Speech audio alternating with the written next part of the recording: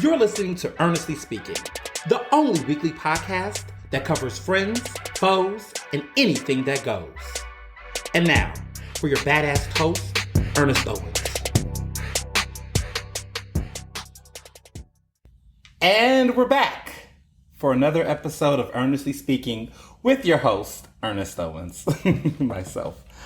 Oh, wow. This has been fun. I've been doing new things with this podcast to experiment on different types of efforts to measure my energy to do this show. One of the things that I love doing with my episodes is that I like to go nonstop for at least, 2 hours and some change. And I'm trying to measure different times to do the podcast.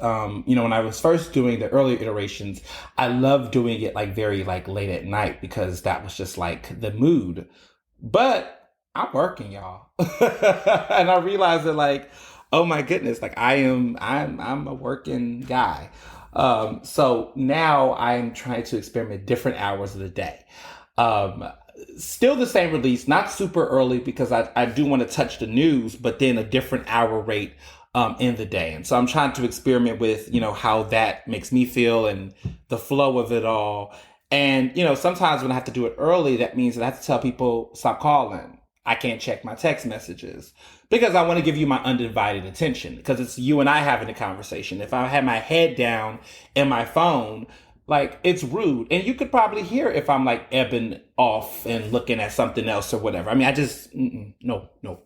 So, yes. So if I sound a lot more energetic, even though I try to, normally I'm doing a good cocktail so I'm energetic. But if I feel a little bit more bright and early, that's because I look out the window and it's bright. It's not necessarily early, but it's earlier than when I normally do my podcast. So maybe you can feel the difference. We'll see. At least I feel that way.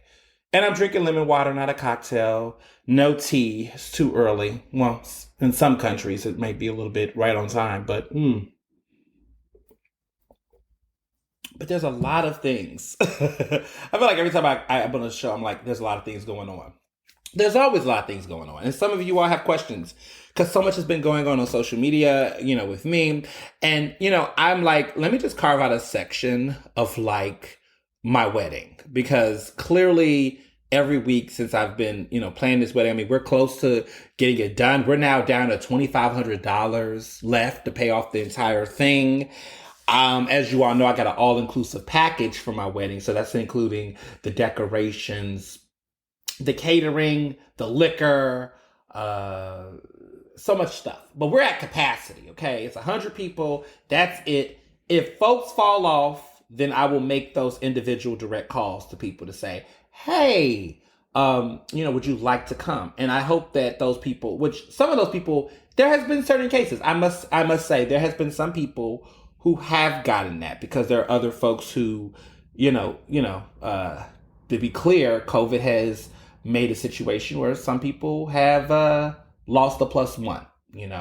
People have died. It's a real thing, right? And, we're seeing a lot of deaths happening. And I don't know if they're COVID related, but we're losing a lot of great people in Philadelphia. We just lost Tony Anderson, who was a pioneer in Philadelphia. He was the general manager of WDAS Radio. He was the first general manager of WURD Radio, which is one of the few Black-owned talk radio stations, in the country. There's 2 of them left, I believe. And Philadelphia is one of them. And we lost Tony Brown, who was a WDAS host. That was a well-known, respected legend in Black radio across the region. He passed away recently. We lost the owner of Miss Tootsie's, not too long ago, Kevin Parker. And then, of course, one of my mentors, the people I looked up to in the journalism industry, Brian Monroe, who was the former NABJ president. He was the former president of the National Association of Black Journalists. He passed away last month. So it's just been a lot of Black leaders and titans, especially in the media industry, that we're losing. And that's just only in the Philadelphia area. I mean, nationwide, there's just been a lot of that. So, that has hit in my, networking circles. And there has been openings and vacancies. I didn't even know I was going to start on this very somber note. Damn it. But, you know, they're in a better place. And, you know, my wedding is heaven on earth, but they're in a place that is way more glamorous with better food than what I'll be serving on October 16th. So can't be said about that.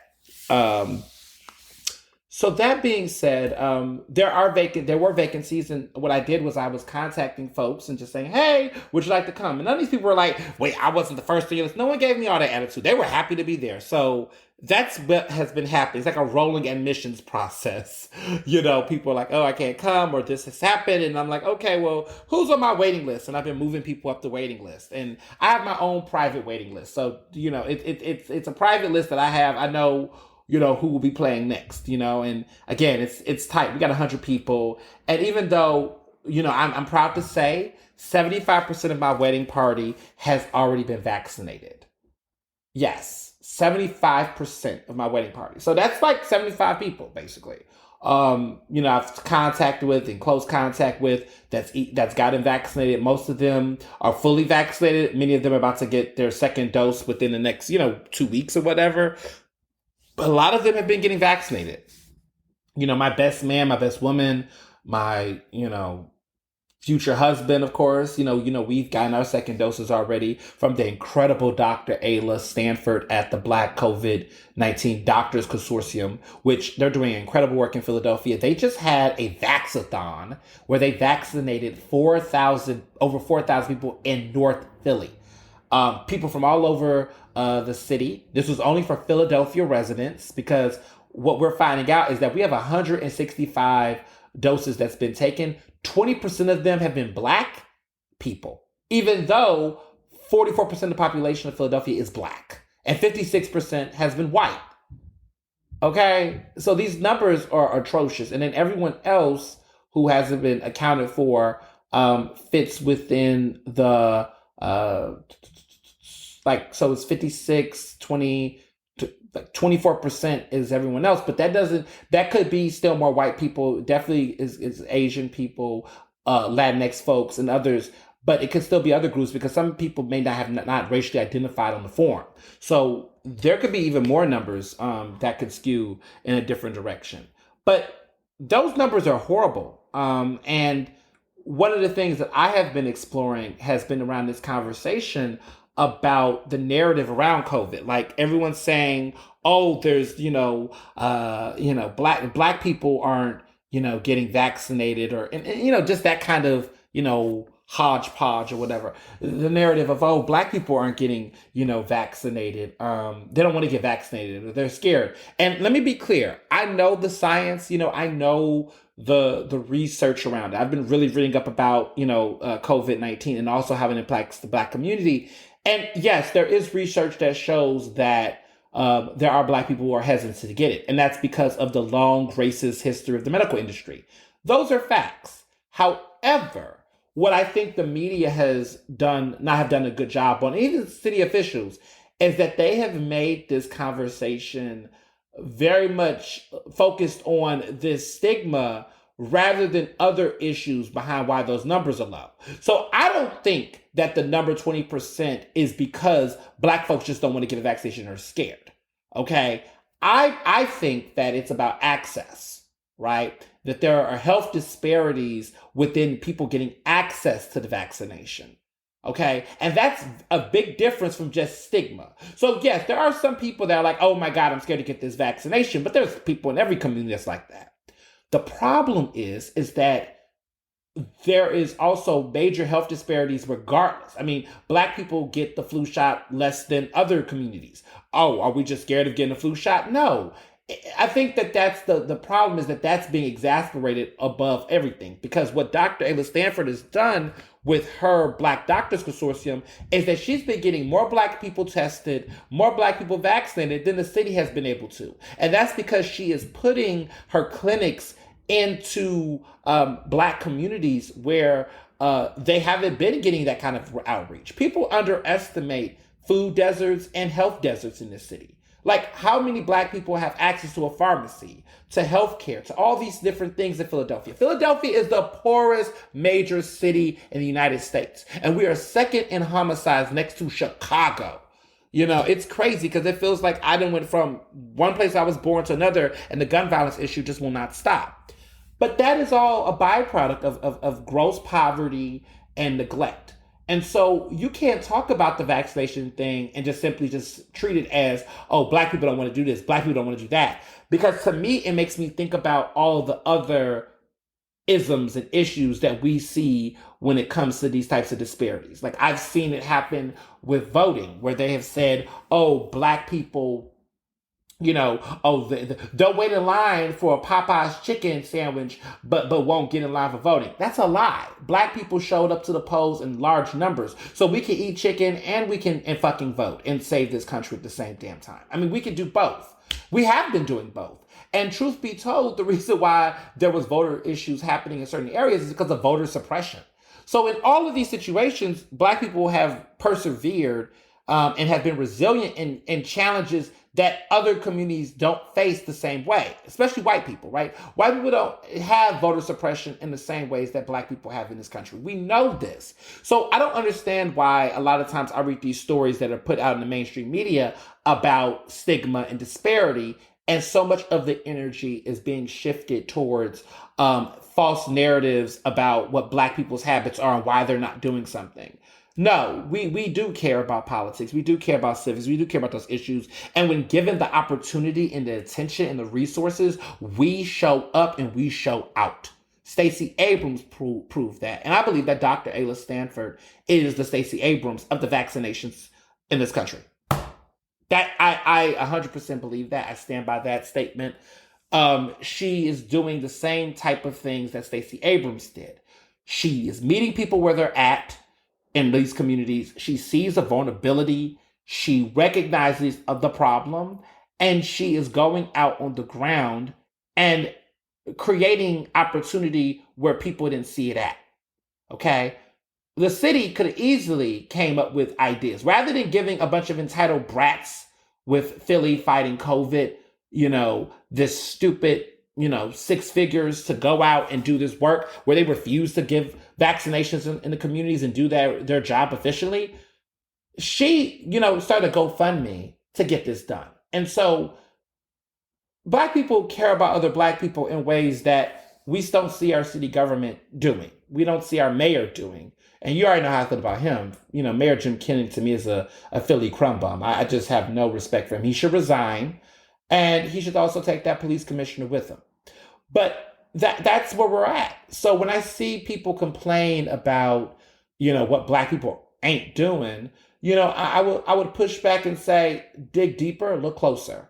And so, that's what I've done as a journalist, and then just as a citizen, is that when I hear narratives about my community, in both of my communities, when I hear narratives about the LGBTQ community, when I hear narratives about all of these different groups, I'm very much like, let's dig deeper there. One thing that really annoys me a lot is when people talk about sex work within the Black LGBTQ community, whether it's involving Black queer men or Black trans women. There's always this conversation around sex work, like, why are these people, doing sex work and XYZ, or, why is prostitution is happening? Why is this happening? And I say, well, it's easy to shame and judge, but look at our laws, right? We just started to begin the process of having anti-employment discrimination on a national level. Still a barrier in some states, including Pennsylvania, right? There are some cities and municipalities like Philadelphia that are trying to alleviate those things, right? They have a fair practice ordinance practice or whatever. They have these policies in place that do it, right? We have a human relations council and things of that nature. But on a statewide level, there isn't this sweeping protections. We have what is called the PA Fairness Act, which is still being tied up with the Republicans in Harrisburg, which would grant public accommodations where people won't get discriminated based on their sexual orientation on a statewide level. We don't have the federal protections yet. We have the Equality Act, right, which is, again, in Congress right now, still has not become law, which would update the Civil Rights Act of 1964 to basically give people of sexual orientation, gender identity, various identities, those federal protections that are given to people on the basis of race, gender, religion, creed, but sexual orientation is included in that. So people are getting this, there are still laws in areas that allow people to discriminate. And so that being said, if you're getting discriminated from your job for being transgender, if you're getting discriminated from your job for being gay and whatnot, then if you can't get that job, you're in positions of vulnerability where you can resort to other means to basically survive. And so people who are doing sex work in that type of area, it's survival work. It's not just, oh, I'm just here. This is not the same sex work as being a adult entertainer where you're doing pornography and it's something you want to do artistically for sexual liberation. And that's people's business and that's what they want to do. This is different where this is what all they have to give, right? They don't have a degree. They don't have other means to an end to provide for themselves. So all they have is their body. And when you have institutions that discriminate and harass and torture people, that creates the type of reality that happens. So if you don't like to see trans people having to do sex work for a means of survival, okay, where there is really no other options available for them, then create and fight at the institutions that are continuing the discrimination. If you don't like the fact that there are Black people who are scared to get the vaccination, then you need to push at these medical institutions to fix the disparities that are happening in these communities. You need to call, Dr. Tom Farley, who is our health director in the city. He's our health commissioner in the city. Calling him and telling him, what are you doing to make sure that different communities are getting these vaccinations? Because right now, there was a report I read in the Inquirer that said that 50% of the vaccinations thus far are being given to people who don't even live in Philadelphia. So you mainliners, you Montgomery County folks, you Delco, Bucks County, I'm calling you out. You folks out there, okay? Who am I missing? I'm missing some other folks. Mainline, I got you. Delco, Montgomery County, Bucks.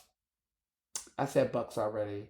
Jersey. Shit. Because South Jersey love to come and act like they're Philadelphia when it's convenient. But all my Jersey folks, and even my folks over there in Delaware, because some of y'all like to slide in the cracks too. All of y'all, get your asses in your states, in your counties, and let these people who cannot get access to this vaccination get vaccinated. Be a fucking human. I really think that there's problems out here when I see people doing that. There's a lot of people trying to quote unquote cut that line. And I really think that if you're a Black person in Philadelphia and you're living in these vulnerable zip codes that are impacted by COVID, you need to get that access. You deserve to be there because we're getting impacted hard. Like I'm in West Philadelphia. My zip code was one of the zip codes in the 20 zip codes listed that was hit, that was deeply impacted by COVID-19.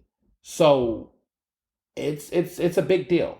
And I think a lot of it is because where I'm at, I'm in that crossroads. I'm in this University City, Cedar Park, but then I'm also, right over by, the SEPTA 52nd Street, not too far from there. So it's a lot of interesting things happening, but these numbers are very telling. And so people in these neighborhoods get vaccinated. People need to help them. People need to support the Black Doctors COVID-19 Consortium. Go to their website, Google them. They're all over the place. There's no way that you can't find them. And really figure out how to support them and how to get the city to give them more resources. Because every time, Black people build, they will come. And that's what she's been doing. That's what Dr. Ayla Stanford's been doing. I can't shout them out more than enough. And look at me deflecting and digressing, but not deflecting, but digressing. I say all to say that my wedding party is getting vaccinated. I'm very happy about that. I'm very happy that that folks in my circle is getting the vaccination, and a lot of them told me that I inspired them to really sign up and do it because most of my wedding party is Black.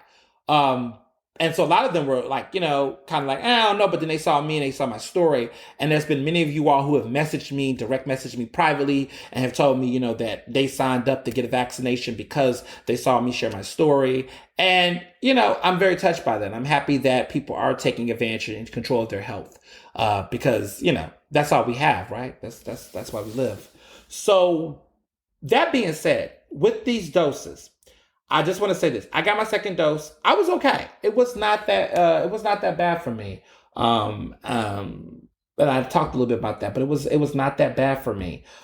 Take it easy, you all. Drink water, rest, do everything that you need to do to keep yourself, afloat. Don't sleep on, again, I just have to reiterate, don't look at this and just go, okay, I can just go back to going on my good old fashioned Peloton and work myself to the bone. Don't do that. Take some rest. Hydrate, drink water, sleep, do all the things you need to do to keep yourself up. Because too often I see people get vaccinated and then they think that they can do whatever they want. So yeah. I would just say that first and foremost. But other than that, the wedding's been good. Planning has been great. Like I said, we're almost close. I think March we're going to hit it. We're going to pay off this wedding in March. And that's great because then I can start putting, saving money for like little things, silly stuff. I mean, my honeymoon's been paid for, but just the other additional things. Like I want to do extra things for the wedding outside of the major stuff, like the venue, the food. We're like literally like $2,500 away from covering it. And I'm super excited about that. Like, I've been pacing myself. One thing I said I wasn't going to do, and I keep reiterating this, I am not going in debt behind a wedding. I am, we're paying everything up front. I'm not that person. I'm not judging people who do. Everybody has their own parameter, but I'm a millennial and I'm not about to go into debt. I've been making out of life. I've been blessed to be debt free in a lot of things. I went to Penn and had to pay tuition. Fortunately, my fiance the same way. We got in with a financial aid scholarship, so that was great. But like, we coming into this like, look. If we're gonna do debt, I mean, I have no interest in getting a house right now. But if I was gonna do it, like go to debt for a house or something that's gonna, something for real. But I just was like, we just got to put our head down and grind, and we have, and it's been very great that people have stepped up and have done different things. So like a good friend of mine is getting the wedding cake, and we're gonna get it from Cake Life, which Cake Life is back. Super excited. Know the owner there. I can't wait for that. My mom is going to pay for the wedding shower, which you're going to have this summer, which is giving me all of the goosebumps. So that's being taken care of. And just like other couple little things that people are just going to do in kind. So that has helped a lot. That has been very helpful, and I've been very grateful for all the love and support that's been coming from it. But let me just say this, because I just gotta. It's that part of the show when, I start getting a little petty. But this is real though. And I feel like I have to say this. So, everybody on my social media has been talking about this because I posted about it, so let me just first acknowledge that I'm the culprit here. Someone I haven't talked to in years, right? I don't even talk to this person like this. Had the audacity to direct message me on Facebook and basically was trying to self-invite themselves to my wedding and was even trying to include like a +1. Now, y'all, let me just say this. Don't be that person. Don't be that person for anyone. Not just for me. I want to be very clear, for anyone. Don't put a groom, okay, through that. Okay? I'm the groom.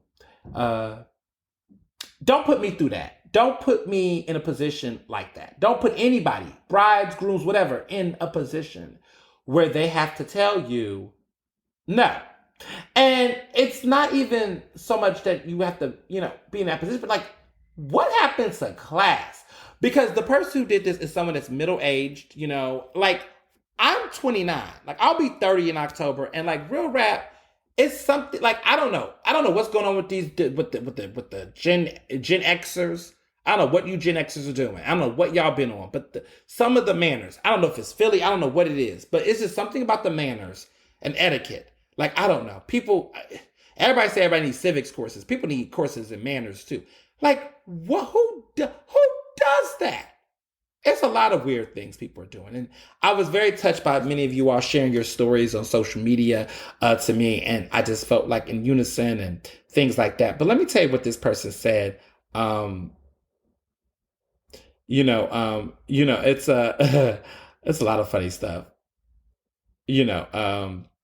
So someone said, this is what they sent me direct. They said, Mr. Owens, I'm not sure if you are aware are familiar with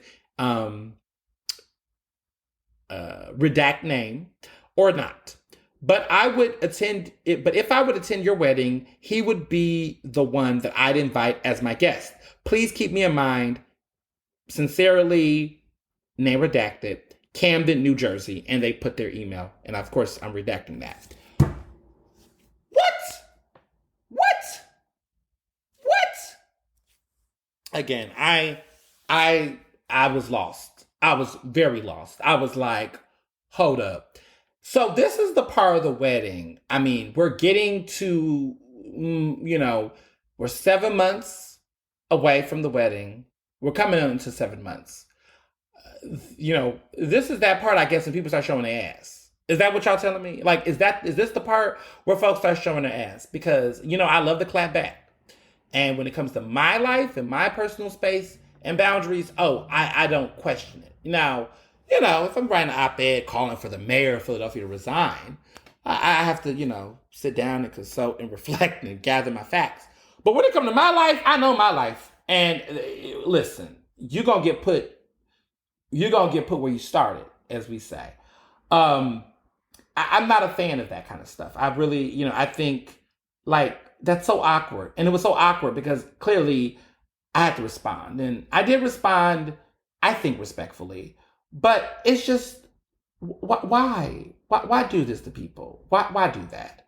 And what I have had to remind myself, and the best advice I've been getting from everybody who's been in this situation, is it's not about anyone but you and your loved one. It's you all's wedding. It's your important day. And this is the one thing I'm going to be selfish about until October 16th. I don't care. I want this wedding to be a certain way. I want it to be fabulous. I want it to be great. And I don't have any regrets. And I'm not going to feel pressured to make decisions that is going to cost me and my fiance. We're making decisions together. We are planning this the way we're going to plan it. And if some folks don't get it, then they can get gone, because a wedding should not be a deal breaker in any relationship, especially when I think I've made a point to recognize that the people I've invited are people that I've known for years. They're people who I've built long relationships with. It's also a fucking pandemic, and you cannot invite 200 something people. I'm not doing that. I understand that by the time I have my wedding, this would hopefully, knocking on my wooden table, get calmed the fuck down, but it's not going to replace itself overnight. And I don't think, people are saying my wedding is the event of the year, and I'm so flattered that you think that, because I agree with you. But that being said, it's not a party. It's not a party. It's not like a birthday party where I'm just inviting people. I think that weddings are sacred. I think that weddings are rooted in meaningful relationships with people that you care about, that know you well, that's invested in a relationship between you and your partner, and that there is a level of sacredness that's there that's very intimate and very special. And there's people who I think, and I understand, I've made an impact on so many people's lives, and you all have made an impact on my life, clearly, and I'm very grateful for that. But I think that some people, don't recognize that there is that boundary, right? Like, I am obsessed with Oprah, and Oprah has met me, she's hugged me, she told me I smell good because I had Versace Dylan Blue, and she said my shoes were nice, and I got those shoes from Aldo on sale, and they still were nice to her. But I'm not expecting anything from Oprah. I love her. I think she's great. I think that she's fabulous, but I would never feel any type of way because Oprah and I, we've met. She knows who I am, but we ain't calling each other on the phone every day. We not homies like that. Like Oprah can go and do everything, and all I'm gonna do is like her pictures, subscribe to her podcast, her shows, and live my best life. That's all I can do. And if I could send a wedding gift, or well, she's not getting married, even though her and Stem have been together forever, but she loves what she has with him. And listen, Oprah got something working that a lot of people don't understand. So don't even be judging Oprah. Don't ever judge the queen of all media. The queen is wonderful with her King Stedman. So what I say all that to say is that, like, if I could send her a wedding gift and she could accept it, that'd be great for me. Or not even a wedding gift, but if I want to send her like a Christmas gift, just to say, or send her edible arrangements because she's about to have this Meghan Markle interview, which is about to be a bombshell, right? And I just said, here's some edible arrangements from me to you, love you, and she could receive that. That would be all that matters to me. Whether she writes back or whether she, sends me something, I wouldn't care. I mean, I just think that there's an understanding that if you don't, we can have besties in our head, but understand that in reality, there is that reality. And I think some people, I think two things. I'm just going to be really frank. Wow, we're talking about this. But you all love it. You all request this. You all have told me privately, talk about your wedding and give us updates. So this is what you all have asked for. So you all are into this like I am right now. You could be someone's bestie in someone's head. There are people who I think are really close to me and really like what I do and love my show. And I don't have their number. They don't have my number. They really feel a connection there. And there are people who have told me things like, you're my best friend in my head. I'm like, okay, thanks. And I'm okay with, that's cool. But, that's it. Thank you. That's all I can say. I don't know. I don't know how to say anything other than thank you. Because it's I don't know the person. And I think that's the thing about human nature is it's like, I think that, that code of celebrity culture where people have these close relationships and they built these connections. And I mean, I've seen Stan, the music video with Eminem, back in the day. I have to say this because, this is my podcast and I'm running it. I've had to give cease and desist letters before to followers. Both of them were white. Let me just be clear. That started off very much like crazed fans and very much, oh, I love you, whatever, all of that. And they were both white men. Let me be clear. White men. They were both white gay men. Yes. And were very much like obsessed. And some people who are close in my friend circle and follow me, you might know about one of them. You probably remember one of them. It was very, very bad. But they would just, I wrote something. They didn't like an article. They didn't like an opinion, a position I took. And they just completed a 180 and they were just like trolling me and it got bad, man. They were creating a fake Twitter account, targeting me, just calling my publications I was writing for, like calling them. And just, it was to the point where normally I was dealing with this in privacy, where only my close friends knew about it. And I didn't want to be public, but it got to the point where I literally had to talk to my publication and be like, yo, this guy is like a problem. He's stalking me. I had to, my lawyer and they had to send a cease and desist letter. And it was a whole thing. And I had to do that twice.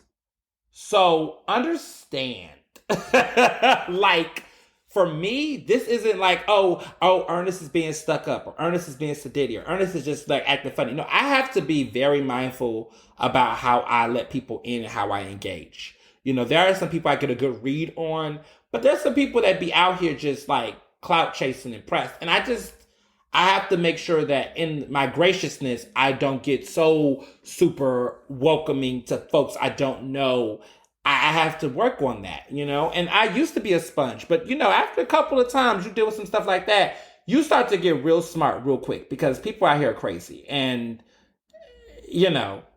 I just have had to create boundaries. So I'm very grateful for people who send me nice mail and all those things, but like, don't, I love opportunities to make money. Like if you got a paid speaking engagement or situation, by all means, we could do business. Don't mind doing business. But, understand that unless I have really invested the time to talk to you, give you my cell phone number, have a real conversation with you, and really do some real business, don't be surprised if I'm like, no, I don't know if we can go and do coffee, especially when it's not rooted in anything. No, I don't feel comfortable giving my cell phone number out and like just talking to you about your issues because I'm not a therapist. I'm not a counselor. That needs to, I have to say that, because I also have a life. I also have a family. I also have friends. I also have siblings that need me and mothers that call and, stepdads that, that inquire. I have folks that need me too. And so I love doing the work that I do, but I also like my space. And now I feel like a celebrity now, like talking about this. But like it's real. Like it's real. It's really real. And I think the older I get, the more I'm mindful of it. Because when I was first starting off, like maybe a year ago, like when I started to first get this buzz, I was just like everybody. I was giving my time to everybody. I was like, oh yeah, let's meet up for coffee. Let's do it. And I still kind of do that to a certain degree, but now I'm very mindful. Like if I say yes to somebody, I've really thought about it. Once upon a time, I used to just say yes to everything and, was in on my bargain with it, but then I felt like I stretched myself too thin. And people didn't respect that. People did not nourish me. Like, did not give me, I started my friend circle. They didn't, I wasn't getting paid for a lot of stuff I was doing. I was being exploited. I was doing a lot of stuff, and I had to get to a point where I was like, okay, you know what? My time is limited. My time is valuable. My time is precious. The people I'm with, just because I have emptiness in my schedule, don't mean I got to fill it with something. I think that a lot of times entrepreneurs, Black people, women, feel like, queer people, of course, always feel like we got to overcompensate and prove something. I just say, fuck no. Maybe I just want to just sit down in my bed and just do nothing.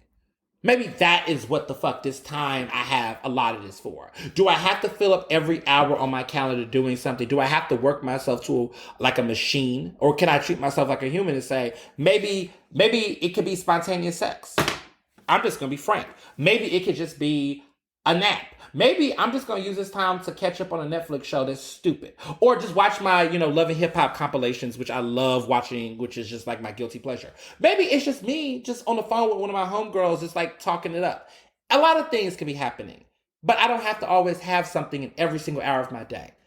And when I started to take that mindset about 2 years ago, did things change? Did things get better for me? Did the opportunities become more clear? Was I able to detect bullshit? Was I able to say, you know what? This right here isn't for me. This right here, let's go for it.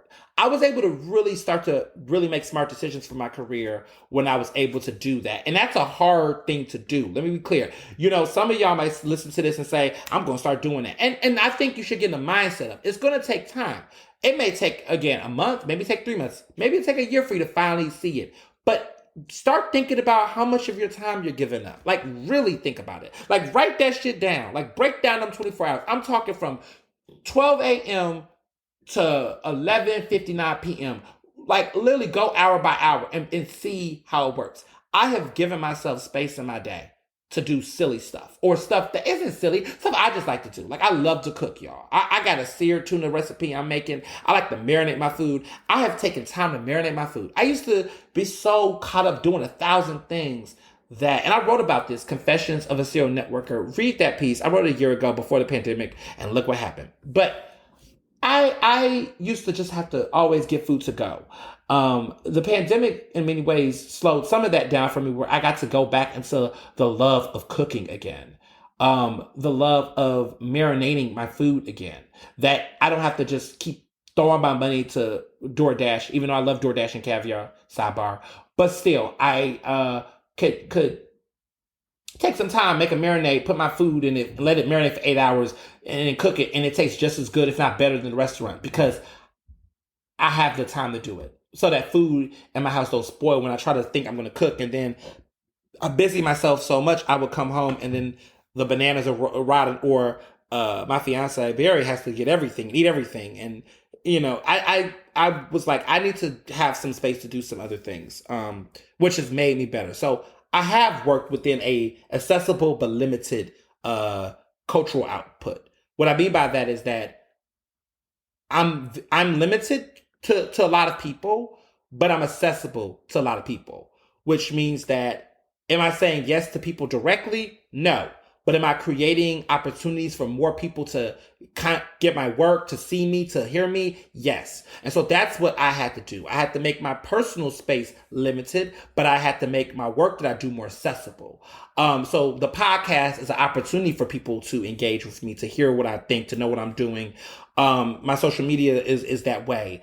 But all of those one-on-one coffees and meetings and all that, no. Can't do it anymore. Don't have the time to do it. And my time is how I define it. And if you see me out on Facebook with a friend or one of my besties drinking, he's like, oh, he could have came to my event. No, I want to just go out and drink with my friends because that's important to me. And maybe more important than that event you had to me, not to you. Not saying your event's not important, but for me, this was important to me. And I just need people to respect that. And if you don't respect it, oh well.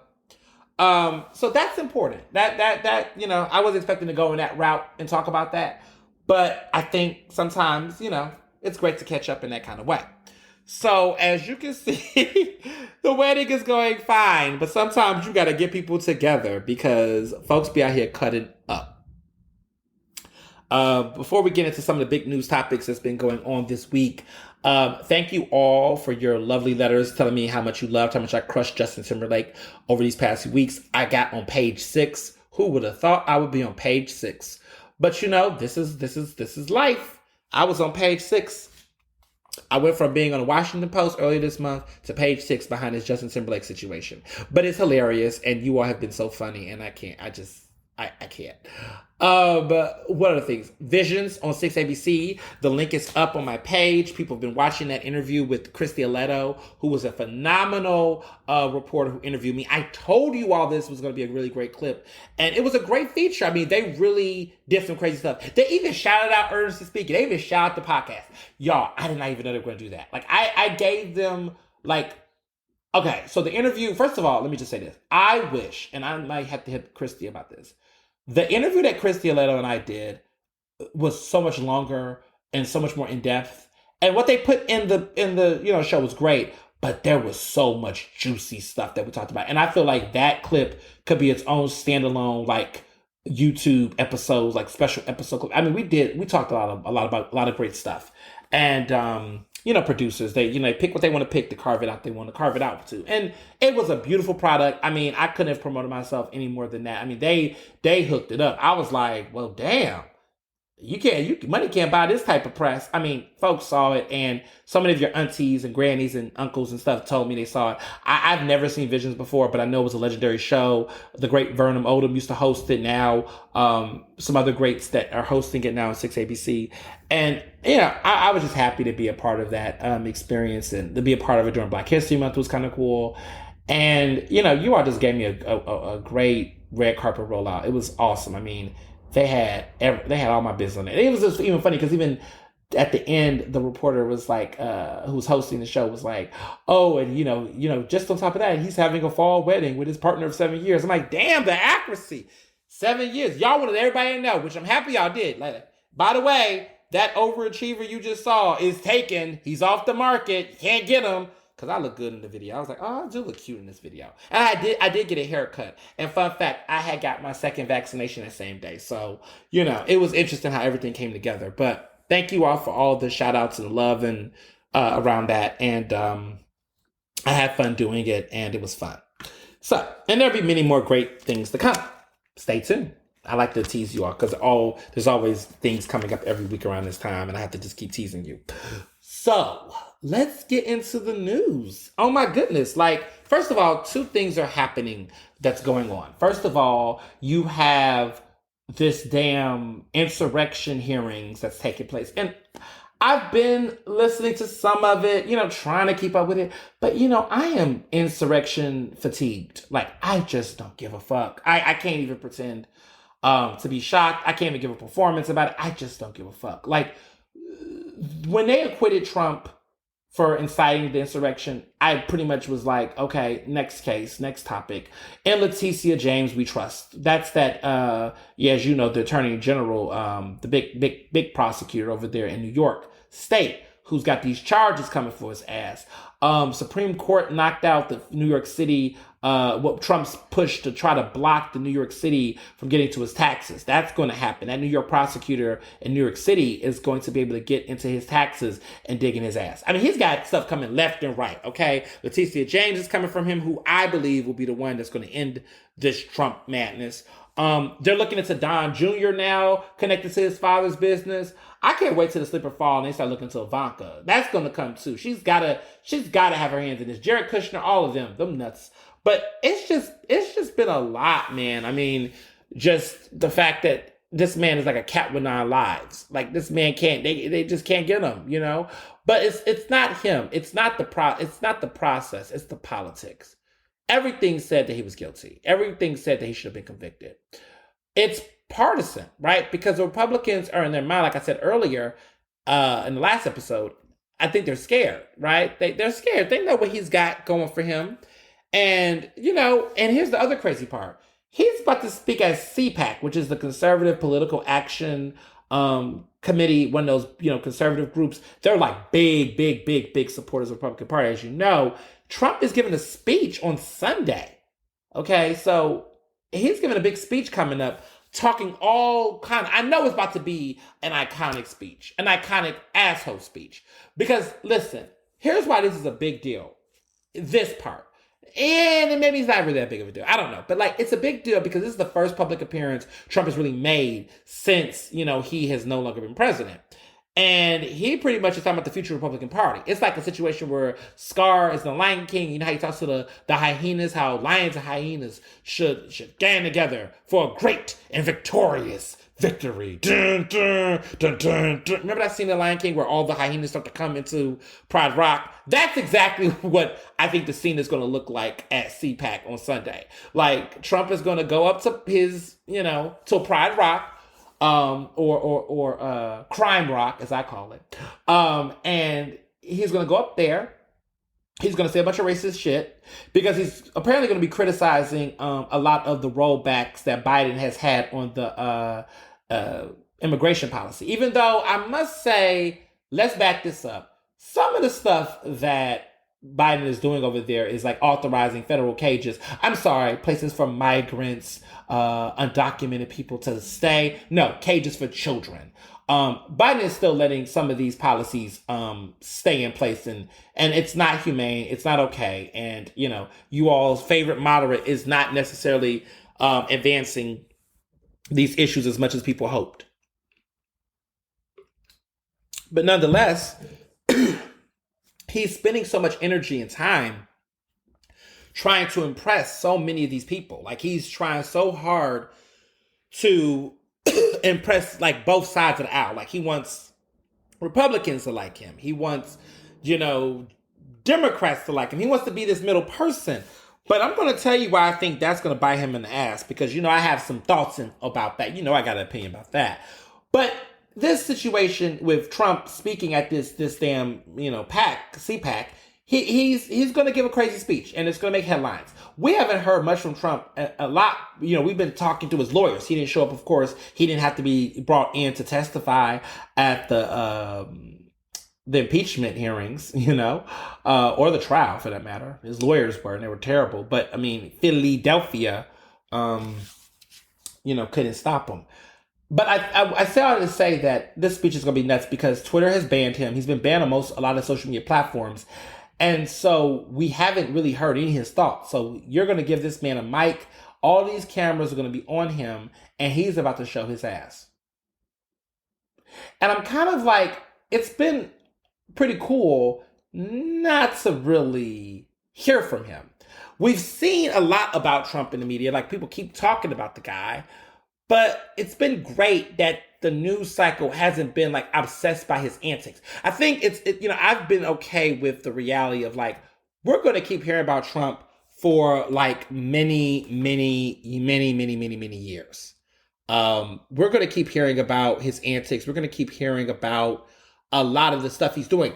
Then let me be clear about the trials and investigations. But what we're not going to be hearing about, what I hope not to, is the day-to-day bullshit that he would do on Twitter. I've been very happy not to have to hear a story or get a pitch about something that, Trump's been up to. Trump just tweeted this out. Trump just tweeted this out. And then there's a bunch of pieces that analyze what he meant. And then a bunch of stupid cable TV shows talking about it. Like, I'm happy that there has been a little bit more of that substantive stuff. You know what I'm saying? That really has made this a little bit better, right? I'm not 100% convinced that standing's been restored to Congress. A lot of people are really quick to say we're back to normal. No, the fuck we're not. We got seditious traitors over there on the other side, and even some creeping in our other side, right? Let's talk about this real quick. I can't help the other Joe. The other Joe is what we're going to call him on this show. Joe Manchin, who's the senator of West Virginia. Okay? This dude, this fucking dude, he's been really giving, Joe Biden and really the progressive movement. I mean, Joe Biden's not the progressive movement, let me be clear. But he's like progressive's worst nightmare. Fucking moderate Democrat. That is pretty much the other Joe. The tale of two Joes. You got Joe Manchin, who's in West Virginia. He's not for the $15 an hour minimum wage. He's been, doing filibusters and shit. I mean, this guy is just like, what are you doing? He's just been very difficult to appointments, to stuff. I mean, it's like, are you really a Democrat? Like, if they don't run somebody against him, it's going to be a problem. Because this guy needs to have a challenger. He's going to be the guy who looks like he's going to side Republicans to keep his fucking seat. He's clearly putting politics above common sense. And his politics are very concerning. And I'm very much annoying. And that's been frustrating. Because I see a lot of the issues that are coming up consistently around, this wall, I would like to say, in politics. There's this barrier. And people keep trying to figure out who's going to be the guy. And I think he's going to be the snake. I predict he's going to be the snake. I predict he's going to be the disloyal person that's not going to give the Democrats those victories they want. Because right now, we're like, 51 to 19. We're like neck and neck right now. It's a tough battle.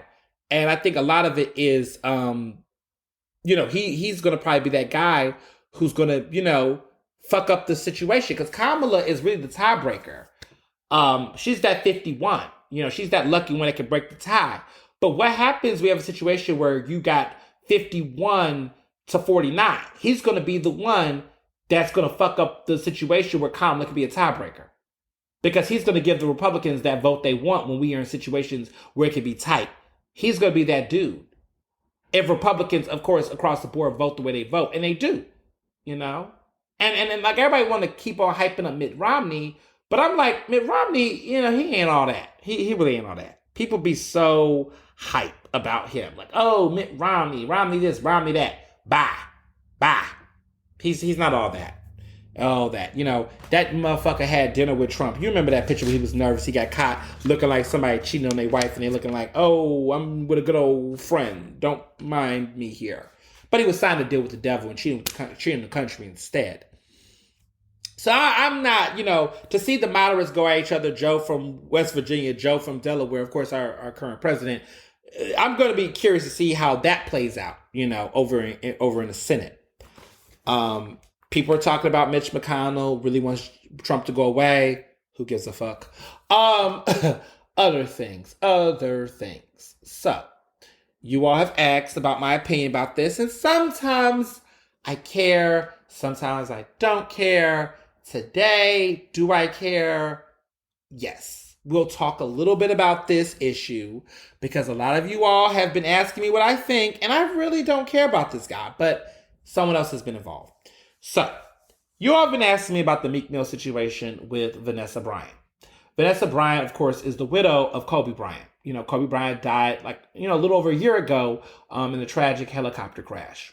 Meek Mill, this fucking rapper from Philadelphia, who, has, kind of has a penchant for getting in petty shit that is irrelevant. Not a point. Like, the man cannot stop catching L's. Every time he gets a victory, it always gets subdued and shit. Like, Meek Mill is like the story of a lot of Philadelphia, sadly.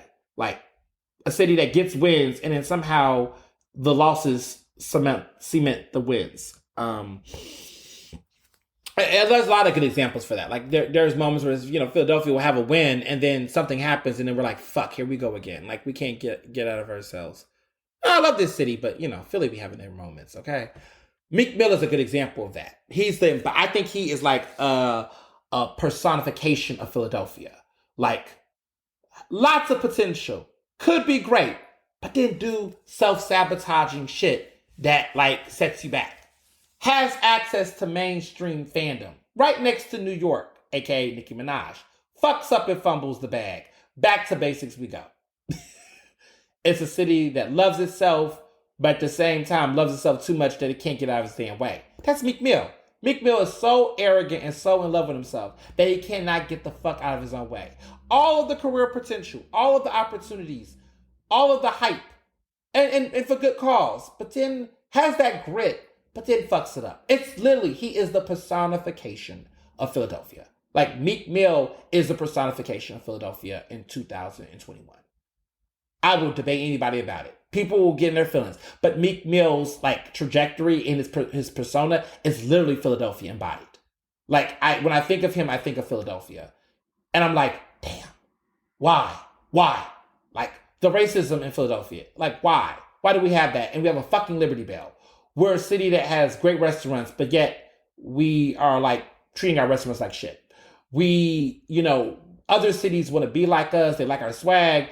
But then we cheapen ourselves with doing dumb things that turn people off. Like for example, tear gassing our city. We are fake woke on our activism, but then at the same time have real situations that make us, like, real, but then do it in a cheesy way that makes us illegitimate. Philadelphia has the move bombing. They have had moments where racial uprisings have happened. But then we have these fake pseudo-progressives that then hijack the movement and turn it into something else. Kind of like what happened to Meek Mill. Listen, I could write a whole damn book about this. But Meek Mill is Philadelphia and Philadelphia is Meek Mill. And what happened with Vanessa Bryant is like one of those examples of how, why did we do that? We didn't have to do that. Part 3016. So, for those who don't know, Meek Mill has some song out. I don't know the fucking song, never heard the song, not gonna listen to the song clearly, where he puts a lyric in where he's talking about something about, he'll go out like Kobe. I will read the lyrics because accuracy, y'all, people listen to my podcast and they want me to make sure I get my facts right, which is important. Facts matter, of course, over here.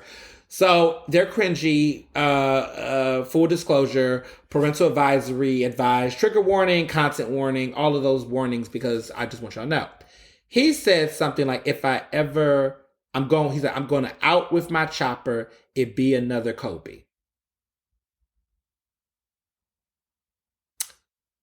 I'm going out with my chopper, it be another Kobe.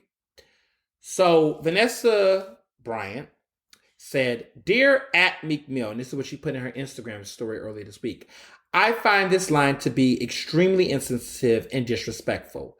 Period. I am not familiar with any of your music, but I believe you could do better than this. If you are a fan, fine. There's a better way to show your admiration for my husband. This lacks respect and tact." Damn. Listen.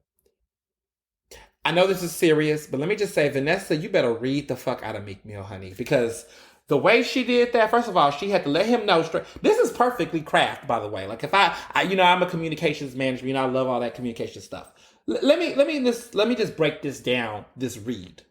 First of all, it's bars. It's only 11 lines. Let me count the sentences. 1, 2, 3, 4, 5. 5 sentences. And very to the point. And pretty much I don't know who the fuck you are, nor do I care. But if you like my husband, you wouldn't do this. Shut this shit down. Very quick. And, like, to the point. And a way to tell somebody, fuck you. take several seats, bye bitch.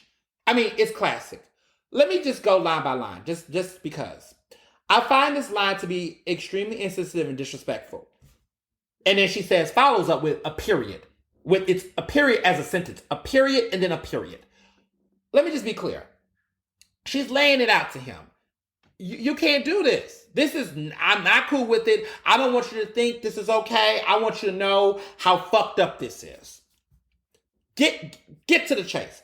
Okay, the dear was her hello. Because she's not even going to say, I hope this receives you well. Fuck all those pleasantries. Then she goes, I am not familiar with any of your music, but I believe you could do better than this. Okay, that's a shade with a compliment, but it's still shade. And rightfully so.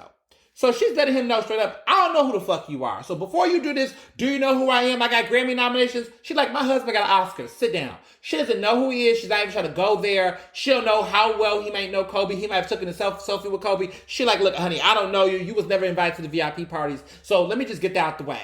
But whatever the fuck you are, whoever the fuck you are, this right here ain't it. And you can definitely do better than that. So she's giving him this grace like, look, I don't know you, but this ain't it. Right? Which is fair.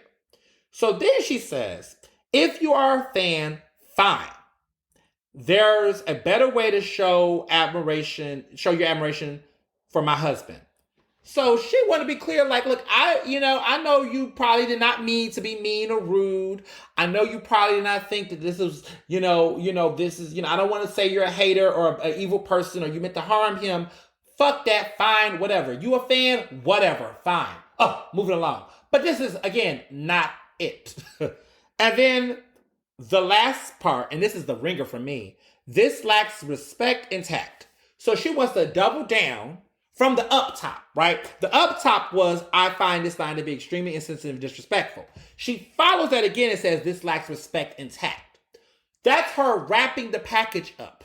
This is a very strategic message. I don't know who's on her team, but who's ever on her team, you better give them a Scooby snack or give them a cocktail or whatever, because listen, in communication management side, I don't see too many celebrities or famous people craft really pointed messages that are succinct, consistent, and makes sense. Whoever did this needs to get paid. I'm not saying, maybe Vanessa did it herself.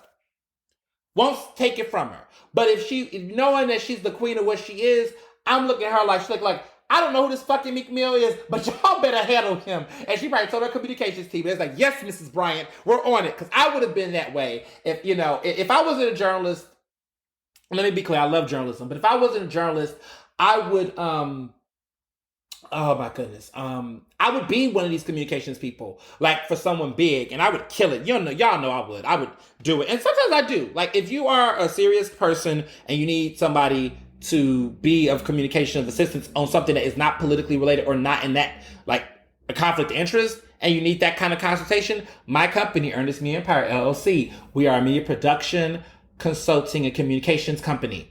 We work on these types of things. We fix it. It's handled. That's what I like to say. Next to, of course, my good girl, Olivia Pope. So, let me know, because I do this kind of work. But let me just say, this is a phenomenal statement. She wrapped it up with a bow, and she directed it to him. She shot her shot. She didn't, and see, this is what I also appreciate with Vanessa. She's yielding her power, right? She added him. So she didn't have to make any subliminal disses or a little shady little remarks. No, she added him straight up on her page. So she wanted the press. She knew the press was going to see this. She knew everyone was going to see this. And it was flawless. Flawless execution. Because I don't care who you are. I don't care if you're the biggest Meek Mill fan ever. There is no way you come after this woman after a statement like that. There's no way she's wrong. And your fave is wrong. And he admitted it. He said he apologized. Now there was some confusion because he was making some tweets around that time that looked like they were subtle jabs and subliminals. People couldn't put it together. But he said that he spoke to her privately and gave her an apology. To me, I feel like that's not enough. I think he needs to apologize, but I think he needs to remove the lyric from the song. There has been many moments where people have taken lyrics off of songs for different reasons. Take the fucking lyric out the song. Keep the song, keep the trash ass song, but the song becomes, hot fire dumpster trash with the line in it. And I don't even think you're going to make money. It's costing you money to have that lyric in. Take the lyric out. Seriously. Take the lyric out. We don't need it. We don't want it. The fans don't want it. It's like hearing it. Like, I mean, I've never really been a fan of Lil Wayne, but Lil Wayne had a song called Go DJ back in the day. And I'm going to read this lyric to you all because I don't think a lot of people know that this happened. Go DJ came out long before Lil Wayne was popping. And, you know, to be full disclaimer, I was like hella like in high school, middle school when Lil Wayne was like Lil Wayne, when Lil Wayne was in the conversation. Throwback. Remember the days, back in the day, when people were like, Lil Wayne is the greatest rapper alive. Like when they were having conversations like that. We're not having those conversations anymore. He's definitely fell off. But I know people used to love Lil Wayne back in the day. I used to I like the Carter 3. And then the mixtapes. The mixtapes used to be really good. I'm looking for this lyric. And also, again, parental advisory. Well, this is an explicit show, but you know.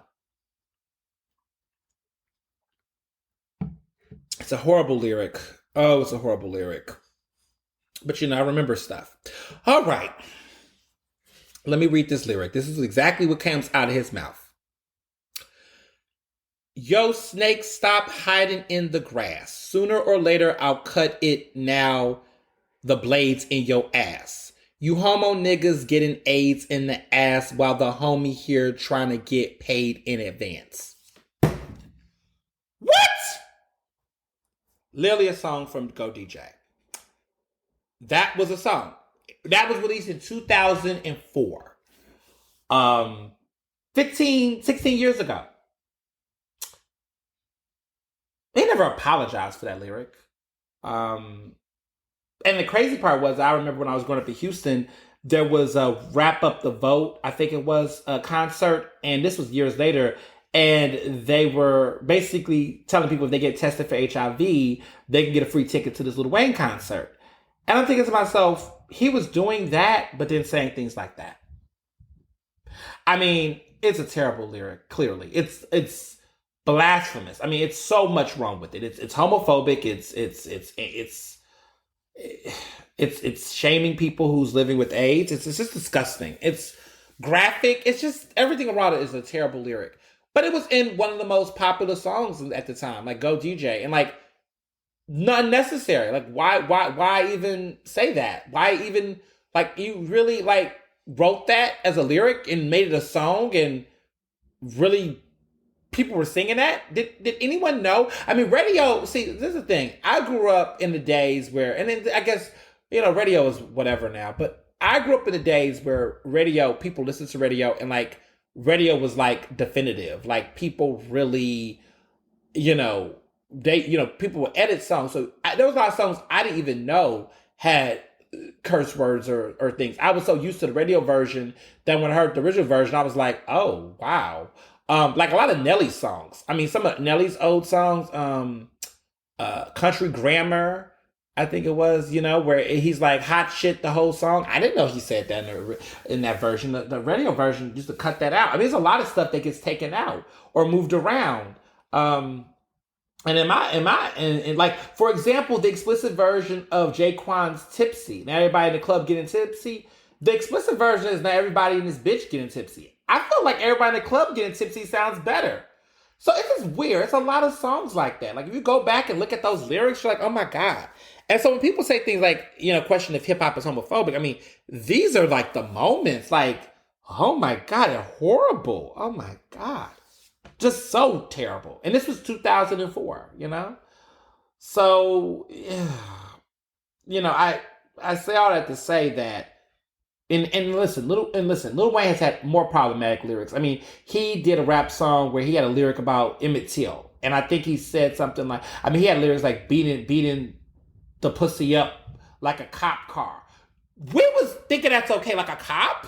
Beat it like a cop? Then he said he referenced Rodney King in one of his songs. That was a hit song off of the Carter 3. So, you know, we've listened to a lot of shit. I remember Rick Ross and his very pro-rapey lyrics. That song, Ian Know It. And he said he slipped a Molly in her drink, she didn't even know it. Date rape? What? Date rape? And then we wonder how these men, like Kanye, who has definitely had his sexist, misogynistic lyrics, right? And even some homophobic lyrics, like where he likes to say no homo in songs. Interesting. Anyway, he likes to say no homo in his songs. And, these men become pigs and accused of all types of crimes and support men like Trump that are also accused of crimes like rape and racism and homophobia and hate. I mean, it's like they're in a perfect trash trio, right? So Kanye, Lil Wayne, Trump, perfect trash trio. And I think that's what happens when you live in a society that, is rooted in identity politics, right? A lot of people just think, oh, if you're black, you can't be supporting, you can't support Trump because you're black. No, we have a lot of people who the connection isn't skin color, it's hate. And so it's not surprising to me that, Kanye had went off to present himself as this heavy evangelical person that also became a Trump supporter, because the ties between faith and religion that kind of way with Trump isn't something that we can just ignore. Like, it's a part of the DNA of a motherfucking nutcase. And I say that not because of I'm disrespecting his mental health issues, but I also think that we need to be clear that you can be a bigot and have mental health issues. You can be a sexist and have mental health issues. You can be a racist and have mental health issues. There's something about society that has gotten to this point. I got to keep it real quick. The show's been real, of course, but I'm going to keep it authentic. And maybe a little too much is going to offend some people, but what the fuck ever. There's a lot of people who are using other aspects of their identity to cloud problematic areas of their life. Those things don't intercept. Racism is across the spectrum. Being gay does not stop you from being a racist if you're a white gay person, right? A lot of people think that certain identities don't stop that. You could be a feminist, but if you are anti-black, are you really a feminist? Are you really for LGBTQ rights if you are against black trans women? So I question all of your advocacy if it's rooted in racism, if it's rooted in anti-blackness or sexism and other things. You can't say that Black Lives Matter if you are homophobic to black people, or if you're if you're a misogynist to black women. Like, how are you Black Lives Matter if you are rooted in misogynoir and anti-LGBTQ sentiment towards people that are black in the community? Like, that's anti-black to me. And anti-blackness is something that anyone can possess. There are people that internalize anti-blackness and their colorism and everything else, and their misogynoir and their hatred. Like, these things are not isolated. So when I see people, do things where they isolate or treat one identity to shield them from another, I have to pause on that, because that's not how any of this works. And that's getting me into another conversation I'm going to have about something that's been going on, because a lot of you have been asking me some burning questions, and I got some burning answers. And there's some things I've been waiting to say off of my chest. And I think that this episode is going to be the episode where some of those things are going to come to light, because I've been hinting about it on Facebook and on Instagram and other things. And I think it's time for me to say a couple of things. It's time to turn it up a notch, turn up the heat a little bit. So first thing I want to say is that there was an individual in a Facebook group. And, some people might be listening to this episode. They're going to hear what I got to say about it. And who knows what's going to happen. But there in Philadelphia, there's a Facebook group called West Philly.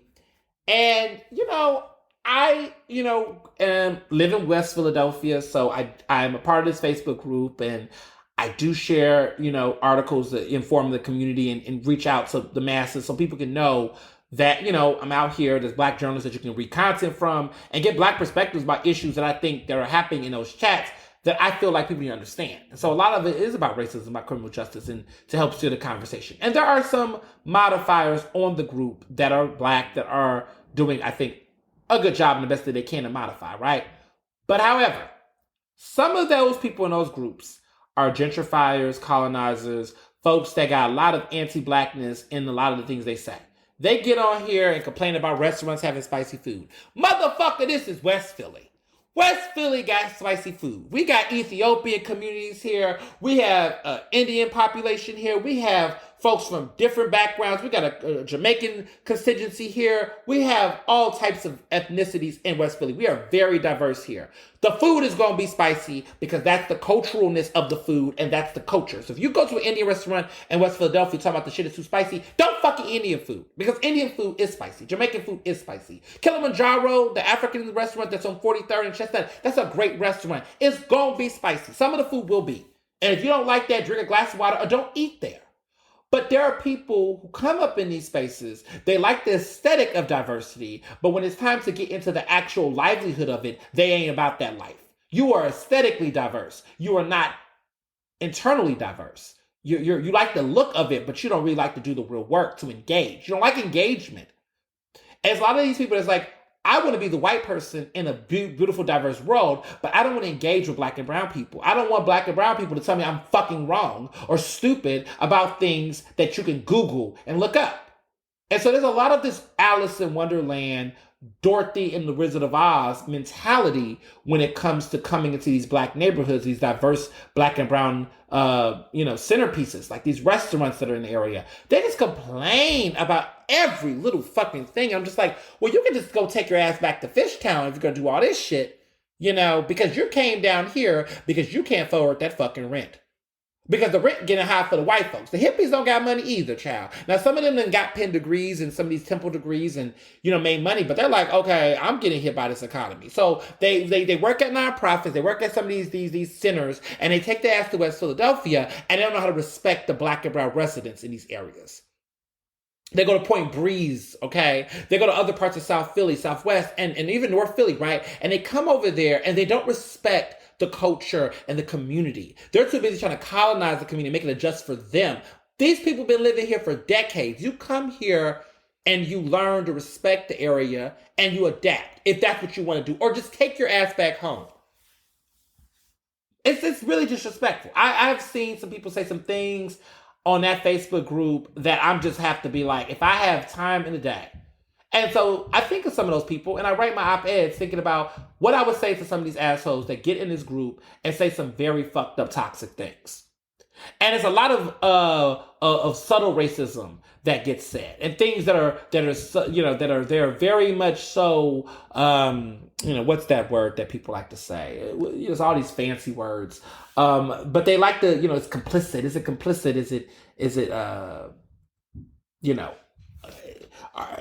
it subtle? Is it microaggressive? All these different words that people use not to just simply say, oh, covert racism. That's the fancy term, covert racism. And there's so many fucking racisms. It's just, listen, there's two racisms to me, outward and inward. Okay? Let's just keep it simple. But there are people who get involved in this, and I look at some of these statements, and you can just see it. So there was a situation that happened where this individual was talking about how they were jogging down, Cedar Park. And there was an older man there that was in the area from the neighborhood. He was black. The old man was black. He was in his 70s. He's a black man. And how I know this is because I live around Cedar Park. So I know this black man, this older black man who sits on the bench, and he's been sitting there for years and he minds his business. Well, this white guy who was jogging, he runs by there all the time. And so the older man said to him, kind of waved him in a friendly way and said, hey, I've been seeing you running out there. You're making improvements. You're making strides, like complimenting him on his appearance, because it was obvious to this guy that this person who was running, was losing weight. They was trying to do it for fitness. That was the interpretation from this guy's perspective. So, he writes about this, like identifies the guy in a way, like names the location, names where he's at, kind of give all these descriptions and talks about how creepy this was and yada, yada, yada, yada, yada. And, there's a part of me, right, where you come from this, sometimes you can be so woke in the shit where you're like, you know what, is that really how we're going to describe that situation? Because I think if we don't hold nuance, but see, white people, white quote unquote progressives, love to come at black people and target black people for every fucking little thing they do. And it's interesting because they target specific types of black people. People they feel like are uneducated or poor, or folks that they feel like they're more superior of. And I'm going to do a read right now. And some people might feel some type of way about this read, but I have to explain this because I felt some type of way when I read that post. Now, I'm from I grew up in the South. I am a millennial. I'm 29. There are some things that are not, and I don't want to say everything is like this. I don't want to dismiss people's offensiveness, but some things are not as deep as the way that we can look at them. The person that was doing that older man who made that comment, I don't think for 5 seconds he's a creep. I don't think for 5 seconds he's being predatory. I don't think for 5 seconds, and that's very problematic. I don't think for 5 seconds he's any of those things. And I don't think that him making the remark was meant to be mean or crude or shady. I think the guy, right, who's older, was giving what he thought was a very nice compliment.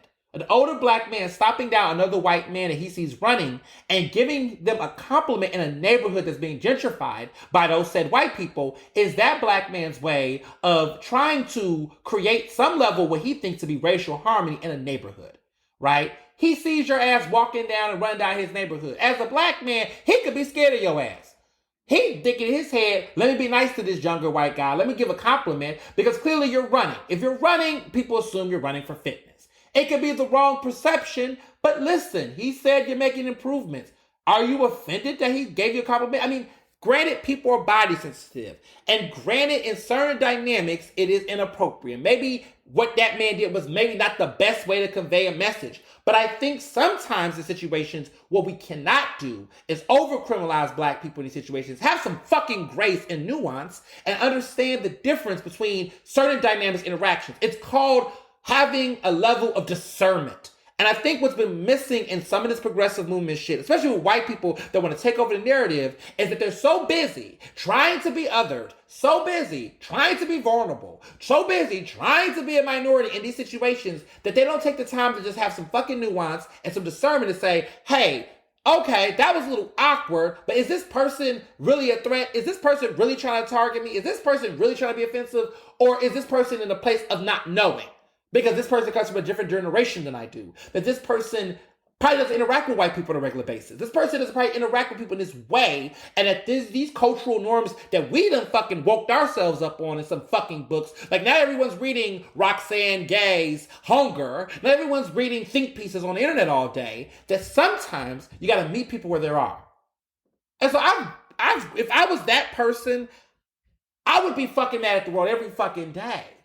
Because there are things that I will allow, and I understand older people mean, that is very different than if it's a younger person that I know knows better do, right? But that's also because I grew up in the South. It's also because I grew up in environments where I understand different people, and I understand how to read energy. And if the energy is coming off negatively, then that's when I didn't decide to feel some type of way. But if I think someone means an intention, it is. I remember, there's been elder women who would, see me in Barry. They would say things to me like, "Oh, y'all are so cute," and they'll say something, along the lines of, one lady said to us one time, she was like, "Oh, y'all have broke some lady, some little ladies would have been happy to be with you all." And I don't think she meant to be homophobic. I don't think she meant to be crude. But, there was a little thing like, basically, I think I read it as she thinks we're so cute that she, like, some little lady would have loved to have had us. But at the same time, she was showing love the fact that we were together. That's it. Could I have unpacked that and read into that more than what it is? Yeah, and I could have did that and made myself lose my fucking mind and get mad about something that wasn't probably there. Or could I have been in a situation where I say, you know what, this woman's from the old school. She probably haven't not seen a young black gay couple like us before that both look like snacks. And she probably was like, you know what, they would have made one of my granddaughters happy or whatever the case would have been. And listen, because she had kept it to herself, maybe. But is it that bad? Was it that harmful? No. Because I think she meant it in a positive way. So you gotta be in a space where you have to understand dynamic. And I'm going to always have grace for black people. I'm going to always have grace for elderly black and brown people because there's cultural differences there that we have to acknowledge. But if we try to project our current modern thinking on folks that haven't lived in that way, then we miss the mark. Not to say that there are absolved of any type of wrongdoing or any inappropriateness, right? Because if you're groping somebody or touching somebody, I don't give a fuck who you are. You don't grope anybody. You don't touch anybody. You stop that, right? But when we're talking about these little interactions and these exchanges on this type of level, we have to understand that we have created a bunch of isms and obias for stuff that some people have not been brought to speed on. And does that delegitimize the feeling? No. But what it means is, don't put a target on somebody. Don't go in a Facebook group and then target this person, because what is the consequences? Is you as a white person that's going to call out this black person in the Facebook group that lives in this neighborhood. What does that mean for any white person that lives in that neighborhood and sees that man sitting on that bench that lives in that area that's over there? What are you going to do to that person?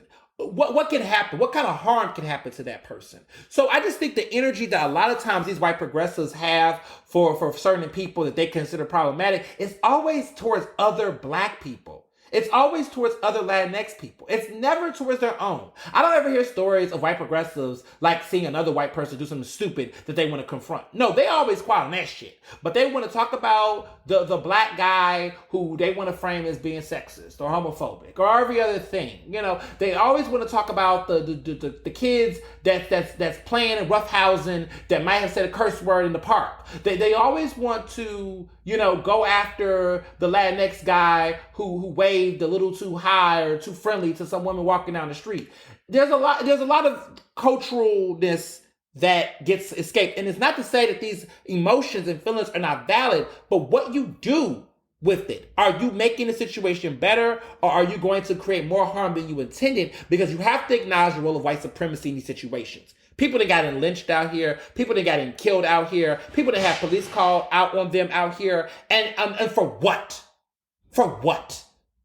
And this is the stuff that I think people get frustrated with gentrification, because you get into neighborhoods where there is culturally competency that black and brown folks have had when living together in communities, that when white people come in those communities, it's a whole nother ball game, and there's no respect, and then things get escalated and go from 0 to 100, and then people lose their lives, and then these white people are like, oh, I didn't think it was going to go that far. You never think things are going to go that far because you're too busy making things go far.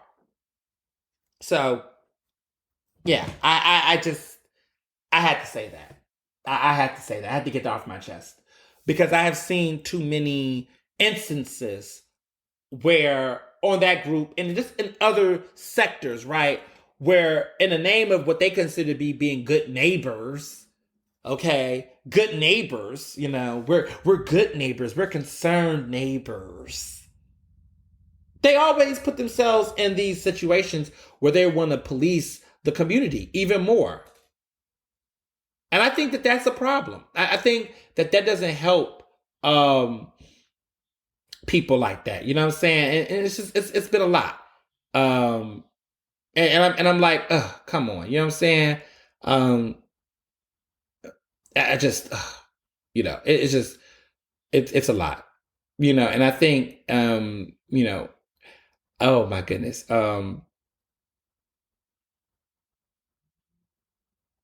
Well, lots.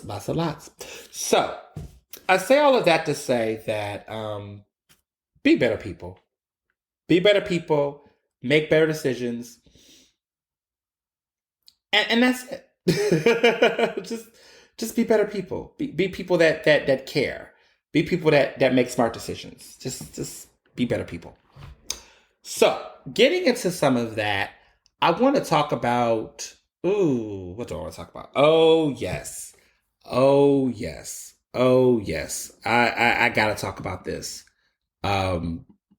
Because it's something that I see a lot of people, have asked. I'm answering, the fans. You all, live for the filth, the mess. All right.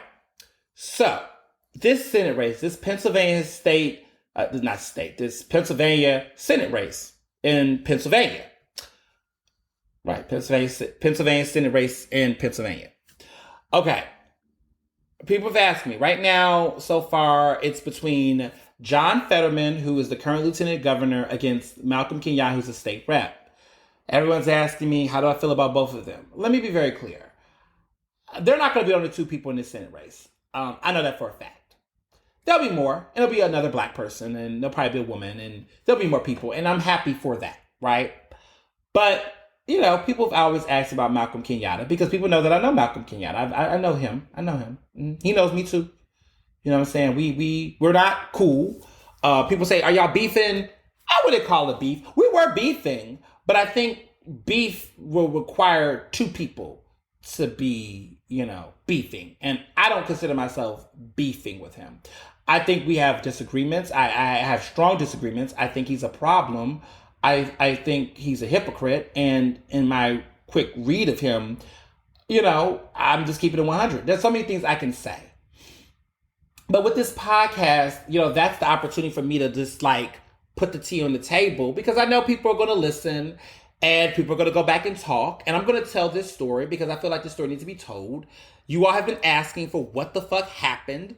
And I want to say it, on my podcast, my version of the story. And by all means, I have receipts. And a lot of people remember some of this. But I'm going to tell it like it is because, with a podcast like this and with the many listeners and you guys keep it on the charts every single fucking week, shout out to you all.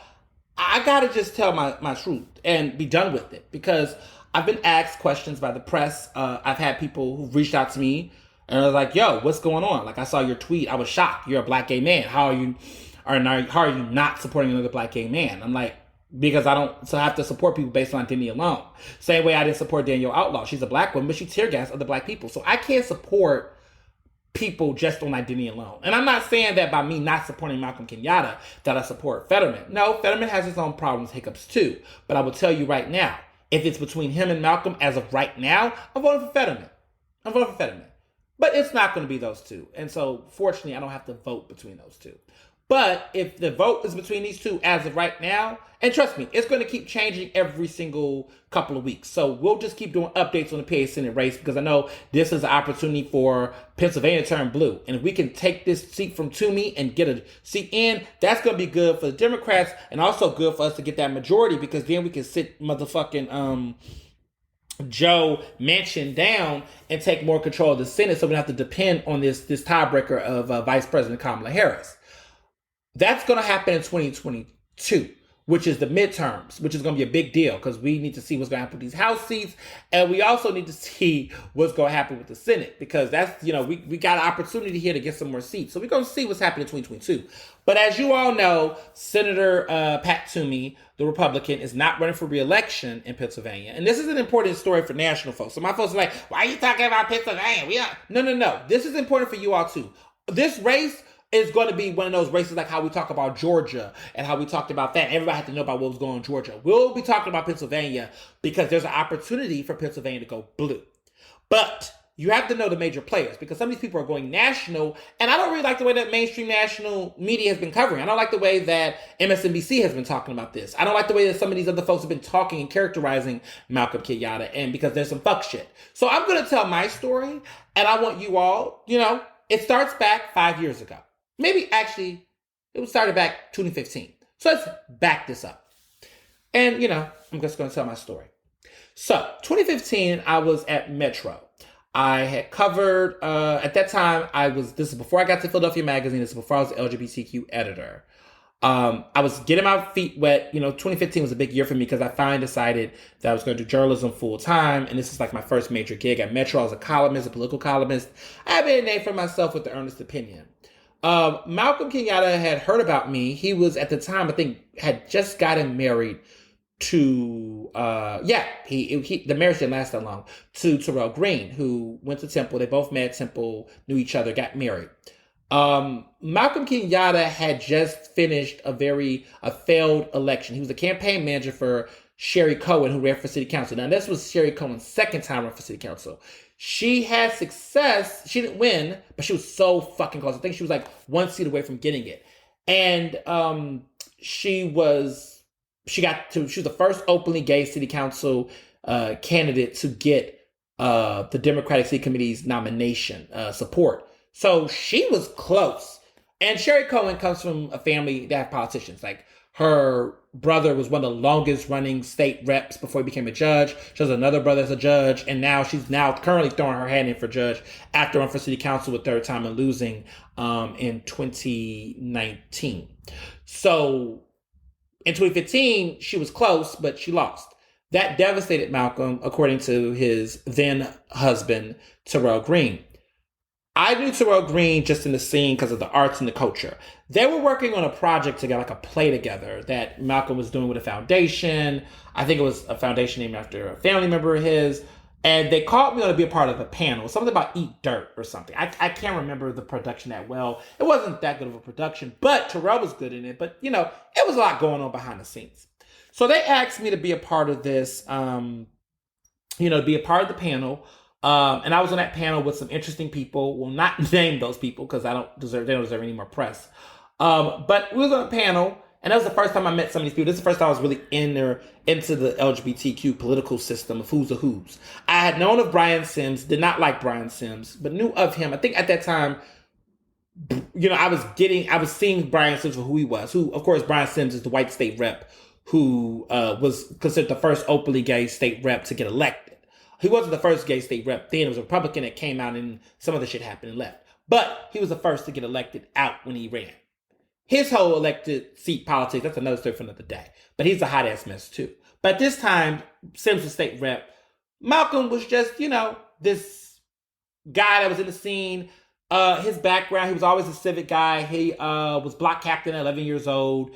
His grandfather was a big known civil rights activist. I believe he ran for mayor.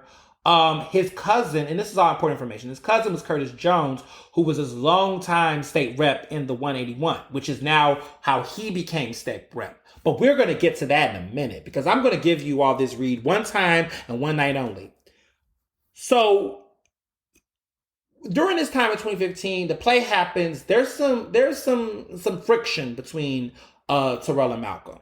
Their relationship is getting a little weird. But this is public. This isn't public information. But they had some issues. And Terrell and I was cool. We was close. We was like cool, Terrell's now in LA. But we were cool, really cool friends. And, just he was all about his art and he was a genuine person. He's still a genuine person. But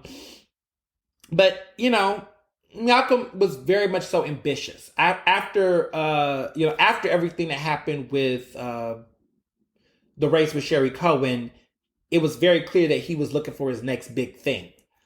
And he worked for the Greater Chamber of Commerce at the time. He had this little job at the Greater Chamber of Commerce, which was interesting within itself. But, he had this job. But it was clear that he wanted to get back into political space. So then in early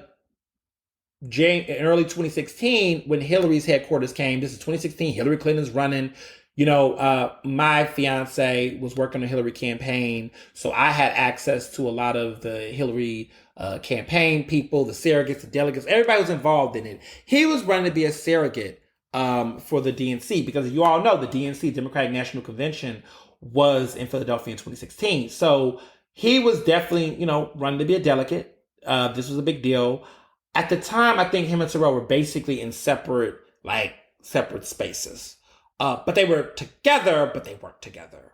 Y'all, it was a quick fix. I mean, they was only married for like maybe a year and some change. It was like a quick snap situation. So the guy he's with now, this is his second like engagement, marriage. Well, he's not married yet, but his second engagement.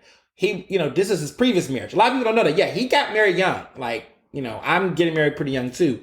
But, I knew my man and we loved each other. And it wasn't just a ploy for attention. But anyway, he had the situation going on. So I knew this with Terrell, but this guy was out here running and, running for office.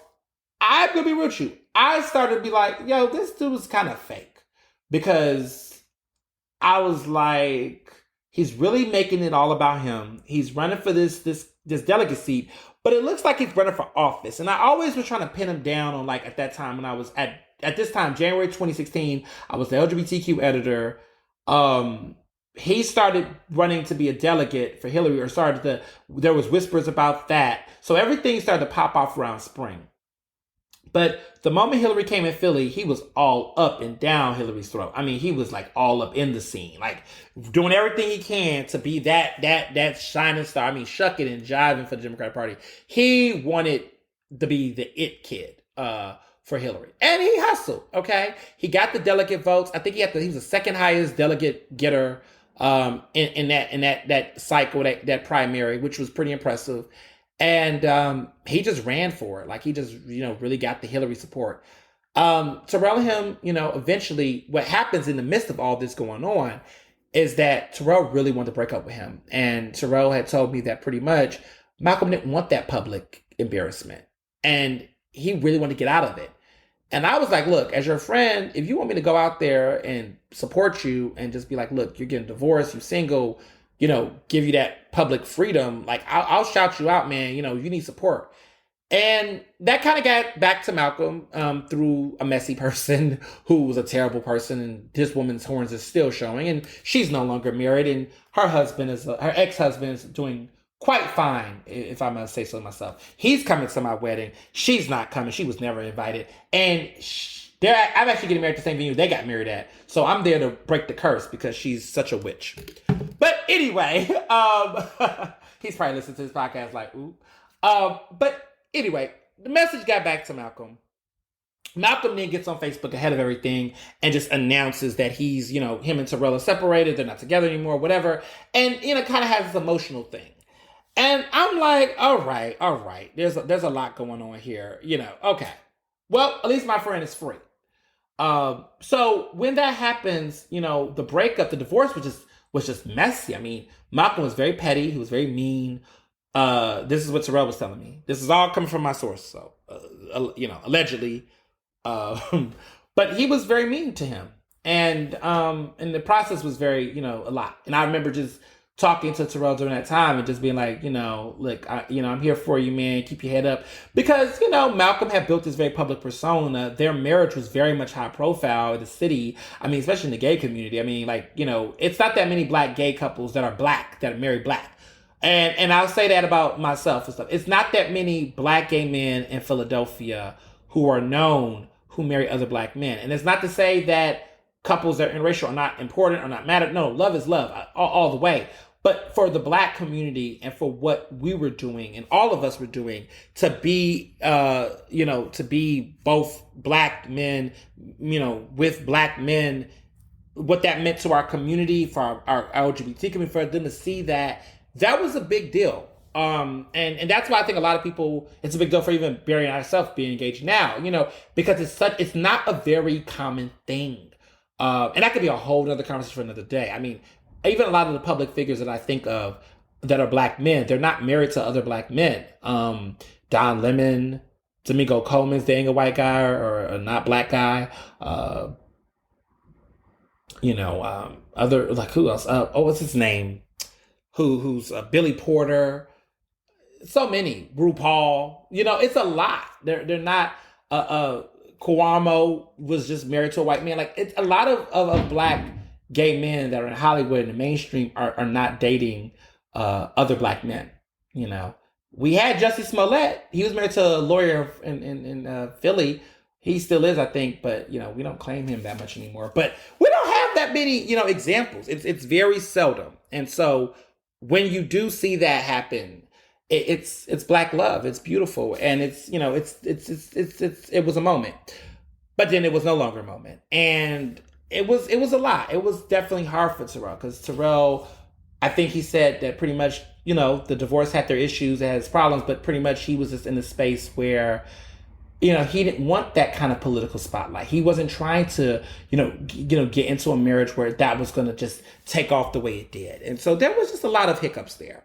Malcolm hated my guts at that point. We were not talking at that point. I think, he recognized I had to, I was cool with Terrell, we were cool. And, he recognized what side I picked in the situation, and it was what it was. And, I just was not a fan of him, because I just read him as being fake from day one. I had heard, when you're friends with somebody, you find out what other folks done said and things. But, we was just not there. And it's sad because I think people was like, why is that the successful folks have to be having? Why Nicki and Cardi have to be? Why so-and-so have to be? Sometimes, y'all, it's just that people really just don't sometimes it's really like we are on two different sides. It's not a Malcolm X MLK. Stop using those examples, those references, y'all. It's not that. Sometimes it really is a situation between, Trump and Obama. Sometimes the person you're dealing with, you guys are really on some other type shit, some other type wave. Like it really goes against everything you stand for. And it's not like, oh, we just have a difference of opinion on this one issue or this one thing. No, it's like completely asymmetrical to what you stand for and what you represent. And, that and black folks have the right to not like each other. Some black, let me be clear. I'm saying that two black people that don't agree with each other, if they don't fundamentally agree with each other and it's a situation that really is of a real problem, let's not just be forcing solidarity in situations that are toxic. Like, I'm not going to force a solidarity with another person that is problematic as fuck. I'm just not. Like, you can't make me be cool with R. Kelly because we're two black men. No, if R. Kelly's a fucking problem, R. Kelly's a fucking problem. And so I'm not saying that Malcolm T.I.'s R. Kelly, full disclosure, not at all. But I'm saying that if two people are on two ends, like for example, Candace Owens, and me are not cousins for now. But we don't see eye to eye. I'm not going to sit up and be like, okay, me and her, because we black, we got to be united. No, we could be united if she, changes her position on some things to get her shit together, right? Like that's real. So I want to be clear on that. Like we did not like each other. We don't like each other. He'll play it up publicly because he's running for office. Like, oh, I don't know what's going on. I wish this person well. Well, yeah, okay. You spent a great deal of your time behind closed doors trying to sabotage shit I had going on. But So when all this stuff really began to pop off, the real pop off is, as you know, he did all that stumping and dumping for Hillary. Hillary loses. He's devastated. At that point, there's that question around what's next. And so the real fallout between us happens in this moment. I was the vice chair of the Equality Pennsylvania C4. So I was like the vice president of advocacy. The C4 was our advocacy section, and I was the vice chair, basically the vice president of that section. The board needed diversity and inclusion. So I enlisted several diverse people. Some of them are my closest friends to this day onto that board. And when I left, I gave them my seat to lead. I recommended Malcolm. Malcolm came into the conversation. I wasn't a fan, of course, but I was like, look, the guy's out here. Let's do it. Let's why not? That was where my mindset was. I mean, a lot of people was suffering during Hillary, and I was just like, look, maybe this is an opportunity for people to humble themselves, maybe learn new things. It's an opportunity for people to unite. So during that time, I was leading in Philadelphia, representing Equality Pennsylvania. I don't know what's the history of it now, but it was a statewide LGBTQ organization that really was pushing elected officials and folks to take action and make legislative change. And so they pushed the PA Fairness Act, which again has not gotten any momentum lately, really, to get anything really done. And, let me be very clear. People like Brian Sims did not write that policy. That was Dan Franco and some other folks over there, Larry Farnese and people that supported it long before, he came into the conversation. He just really used it as a stomping grounds for himself. But like the real people on the ground was those allies, like those guys, like Franco and Farnese, who's no longer there, that was pushing the PA Fairness Act. And, just want to say that little fun fact. But what ended up happening was that early 2017.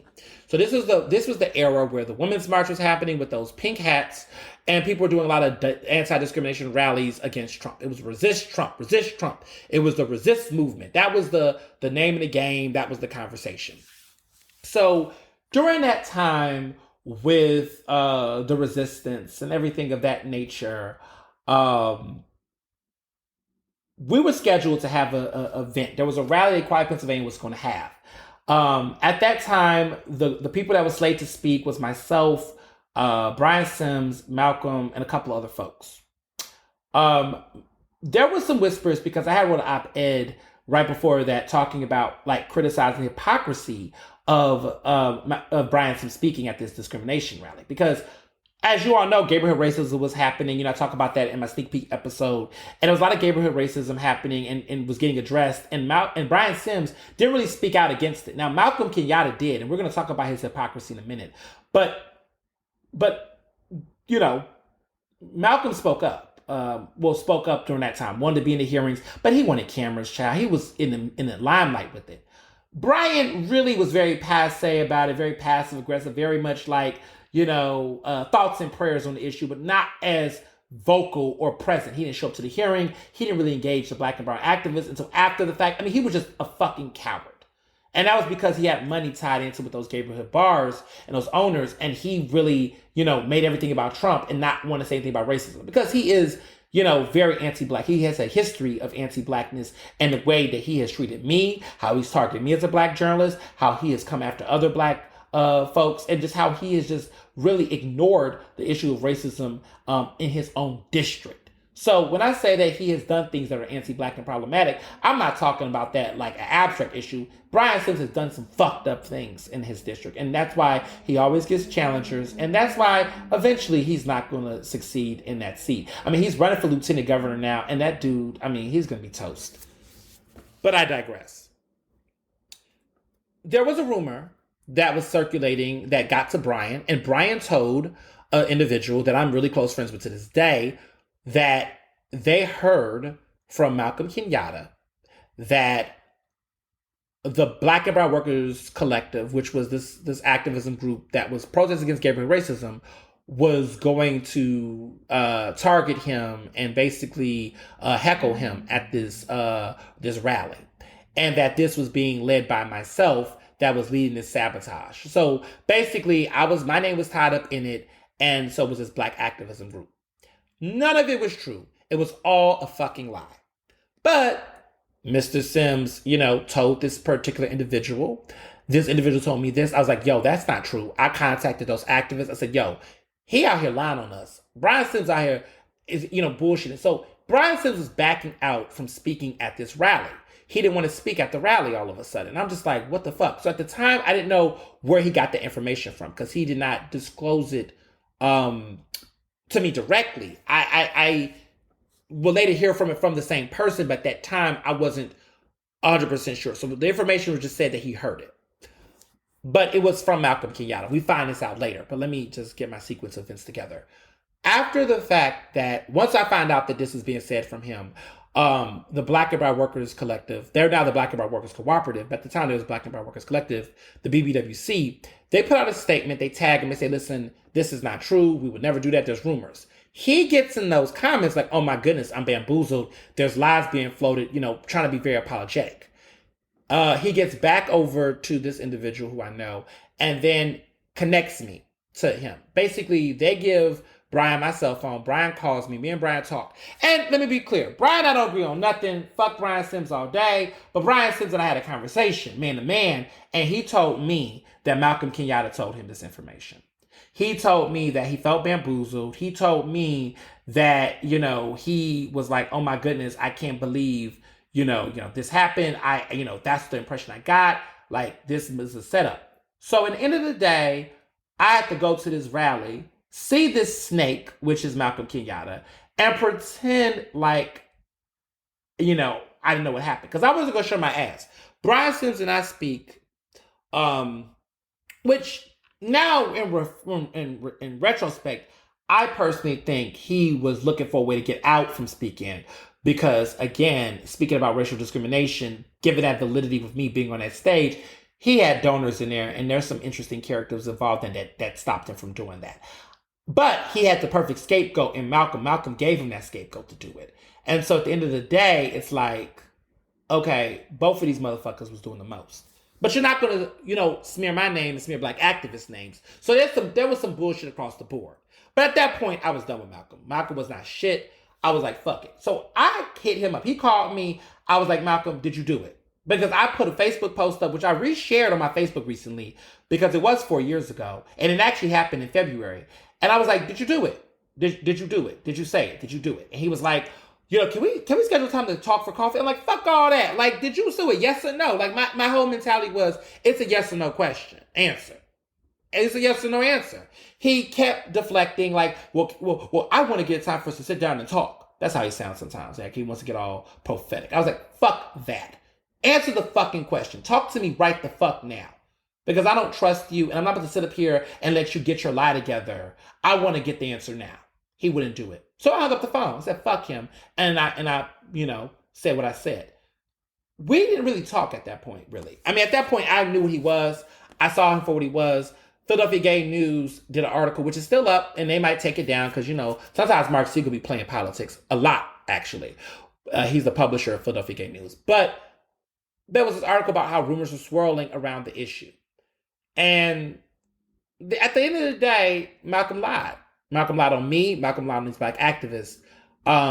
He should never did that. You targeted and put a target on black journalists, me and black activists. Why did you say that? Why would you lie on me? Why would you even have my name in your mouth to do something like that? Like, none of that makes sense to me. None of it was cool. And you're going to escalate drama already in a situation that was already heated. So it was anti-black as fuck. It was backstabby as fuck. You betrayed your own community, and you're a fucking snake for that. You're a snake. And he's never given me an explanation as to why he did that. He never did. So at that point, I was like, fuck him. But there's more. So in 2018, he runs for state rep. It's, it's the primaries. It's 2018. I started doing some digging in late 2017 to find out what was going on with his race. There was this private behind-the-scenes campaign where they were trying to make this grandiose, Curtis Jones is retiring, but Malcolm was having fundraisers before his own damn cousin announced. So it was almost like he was looking like he was trying to push his cousin out the seat. But it was a lot of messiness because even family that was closely related to Curtis Thomas was going to those fundraisers that he was having at places like the Griffin, which was downtown. And there were certain state reps in North Philly that was going to those fundraisers and affiliating themselves. So everybody was in on this because Malcolm is a shrill for the Democratic Party. He's an establishment puppet. He is besties with those people. He is cool with them. He's in bed with them, like, politically. And it's no surprise that they were trying to create this ambush. So he's not really progressive. And I'll get to why I say he's not a progressive. But none of this was this organic, like, miracle child thing.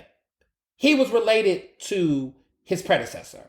That's how most Philadelphia politics work. Somebody's got to either work for the person or be related to the person. And he was pretty much related to the person. North Philly was not going to openly elect an openly gay black man that did not come from some type of political family. I mean, even with Sherry Cohen, Sherry Cohen got the backing of the Democratic Party largely because of her relationship with her family being Cohens. Her father, who was a great man, was a city council member who was well respected.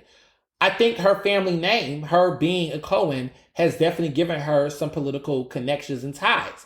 She's a great candidate. She was always a great candidate. But she also had those family connections. And you can't ignore those things in the system of Philadelphia politics because that's how people create loyalty. That's how people back you and vouch for you. And if you don't have those connections, it's hard for you to win a seat. It's hard for you to win. It's hard. There's not that many people I've seen in Philadelphia who don't have these types of political backings and ties that do it. So Malcolm tries to pretend like, North Philadelphia woke up one day and wanted to elect a young millennial black gay guy. That's not what happened. It was family, politics, ward leaders who got money, him raising money, them knocking people off the ballot like Kenneth Walker, who was a bigger challenger that could have probably taken that seat for him. He had the party behind him. He used the clout of Hillary. He used the local party establishment. He was their pick. He's a Manchurian candidate. They like to frame him like a millennial. Like to frame him like a progressive because he's young. But that man kisses the ring of establishment people. And that's exactly what he did. And that's exactly why he won in 2018. It was horrible. There was other gay men that was running that race. One of them was Alex Deering, who was a good person that I thought was a really great candidate. I don't live in his district, so I couldn't vote. But he was a black gay man that ran that race. But he didn't have the political connections. He had a great platform. He definitely was more of to me, the real renegade candidate in the race. He was the real, guy who was not establishment that ran that race. But no one cared because the narrative was about the Hillary guy who got elected. And that was what the politics were. And that was the story that they've been lying about in the mainstream media, telling this story. He had political connections. He's come from a legacy of politics. He is not just some random dude who fell from the sky that was just an individual. No, that's never how it happened. So, at this point, he's a state rep. And when he gets in his district, he don't really do shit. Like, he's out here going viral. He's becoming Brian Sims, except that Brian Sims is in one of the wealthier districts in the state, and which includes Center City. And Brian is, and Malcolm is in one of the poorest. Okay, and the difference between them is one number. Malcolm Kenyatta is the state rep for the 181, and Brian Sims is the state rep for the 182. The difference between the 182 and the 181 is catastrophic. Racial diversity differences, wealth, economic, differences.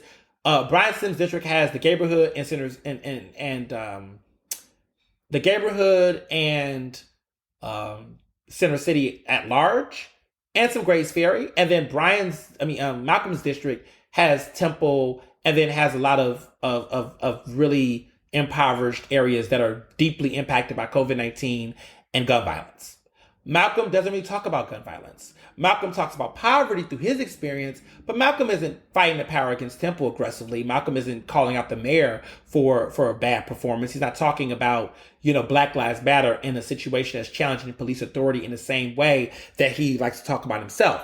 He's very lackadaisical when it comes to creating legislation and meaningful policy. He loves to talk the talk in Harrisburg. He loves to talk about Trump. He's obsessed with talking about Republicans because that's going to get the national hits. But locally, no one in his district gives a fuck about Trump like that. Nobody in his district gives a fuck about these very national issues. They care about the media issues that's impacting them. But he's the guy who knows that he's going to use and pimp out his identity, right? To be a millennial, to be Black, to be gay, to do all that, to try to get attention for himself. So it's very self-promotional, and it's very much so my presence is charity mentality. So his success, he thinks, sprinkles down to his district success. It doesn't. His district is hungry. His district is struggling. His district just had 4,000 mostly Black folks out in the cold in long lines trying to get vaccinations. And where the fuck was he in all of that, right? That is the issue with a person like a Malcolm Kenyatta. It's the same issue with a Brian Sims, is that these people use their identities in this type of way to try to frame themselves as being more progressive than what they really are. Now, what I will say that's different about Brian is that Brian, the establishment can't stand him, right? They tolerate him. But really with Malcolm, he is their puppet. He is one of their favorite players. It was no surprise that he would quickly in 2020 get behind Biden. He is very pragmatic. He is very strategic. He knows that he aligns himself with the establishment candidates so that he can be able to get the access and entry for his own self. What he says and what he do is two different things. At a time where you had Bernie Sanders, Elizabeth Warren, you have Julian Castro, hell, you had Cory Booker. He gets behind the most wackest, corniest, driest ass, moderate ass Democrat. Okay, and then with Hillary, people give him a pass on Hillary because Hillary, it was just like Hillary and Sanders, and Sanders was not doing enough to appeal to Black voters at that time. But in this 2020 election, there was so many more diverse options and better options than Biden. Why does he support Biden? Because he's always going to pick the person that's going to take him far, not his district far. And so that's what he did. He ran and became Biden's biggest supporter, got his ass at the convention, got to speak, got a new man. Okay. So here he is 4 years later, got a new guy, got a new dude that he's with that is, I guess, a Penn alum. So, hello.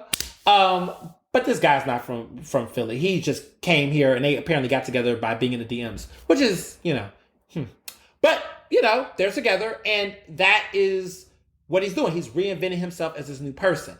Which, again, as a journalist and as a person who studies politics, anytime you see people doing these fast things, you have to take a step back and say, what's coming next? So I had a hint that he was running for the Senate or for Congress because he got domains for Senate and Congress, I want to say back in the late winter. And so I had a suspicion it was coming. When he announced he was running for Senate, I wasn't too shocked. I was like, wow, that's fucking bold and audacious. But at the same time, it's perfect for him because he does not plan to win, y'all. He's not going to win. He plans not to win. He's doing it because it's an opportunity to make history just as a candidate. There are a lot of people who do this thing called lose up, right? So you run for something big and you lose, but you walk away with something bigger. You know who's one of the biggest lose ups are? Knock, knock, knock. Pete Buttigieg, another gay guy who ran for a high seat that he wasn't qualified for. Pete Buttigieg, no one knew who the fuck Pete Buttigieg was when he was the mayor of South Bend. He did a horrible job, by the way. But he runs for president and everyone's talking about him because it's like the first major gay, openly gay candidate run for president. So he got that first title going for him. And look at him now, Secretary of Transportation. Does this man know anything about transportation of cars? I mean, maybe, who knows? But he is definitely in the national conversation and got more buzz than he ever would have had if he would have ran a more pragmatic race in South Bend, right? He could have ran for another seat, a state seat, a different seat, but no, he played his cards right. He's like, look, I'm going to lose, but I get book deals. Hell, his fucking husband, Chasten, got a fucking book deal. Who the fuck is Chasten? But that's the plan. So Malcolm and his husband, his fiance, because he's not married to this guy yet. This guy, is going to basically, they're trying to frame themselves to be that couple. This is grifting 101. They're grifters. They're carpetbaggers.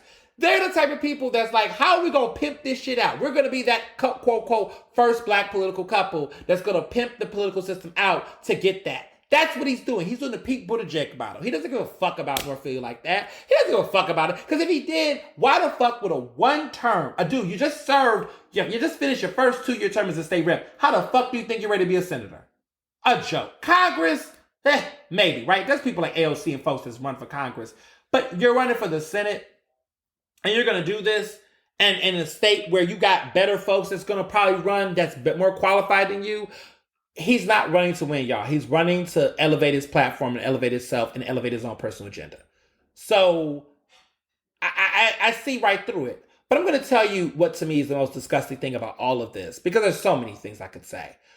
But the most disgusting aspect about all of this is that he has been getting money from bar owners in the neighborhood that's been accused of racial discrimination. Bar owners that got cited by the Philadelphia Commission on Human Relations for having a history of racial discrimination. One of those bar owners is Michael Weiss. Michael Weiss is one of the highest individual donors of Malcolm Kenyatta's campaign. Michael Weiss owns Voyeur in the neighborhood, and he also owns Woody's. And you all know that there's been many complaints about how Woody's has had a history of racial discrimination. These are facts. He's also businessman number 2 that was involved with the Seth Williams, scandal, right? The conviction, where Seth Williams was writing him letters asking for favors and trips to California and shit like that. And it looked like Seth Williams was giving him favors, or Seth Williams was begging for him for shit. So that Seth Williams was the first black DA in Pennsylvania, and also was our quote unquote supposed to be our big old hope that fucked up. He was the first quote unquote allegedly progressive DA we were supposed to have that was before Krasner. So we've had a lot of, first of all, there's no such thing as a progressive DA, but don't get me started on that.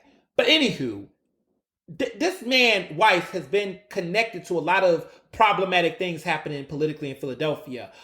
He himself was convicted of tax evasion, was put on house arrest, and there was a lot of scandal and controversy around that. And he also was working within that Democratic Party in that district. So there's a lot of history here. And Malcolm continues to do political fundraising events there for other candidates and go to those events and support that, even though he was one of the people that was at the Gabriel Racism hearing talking about how these bars need to change and how the racism is a problem. And then you're over here taking money when you run for office, just like a politician.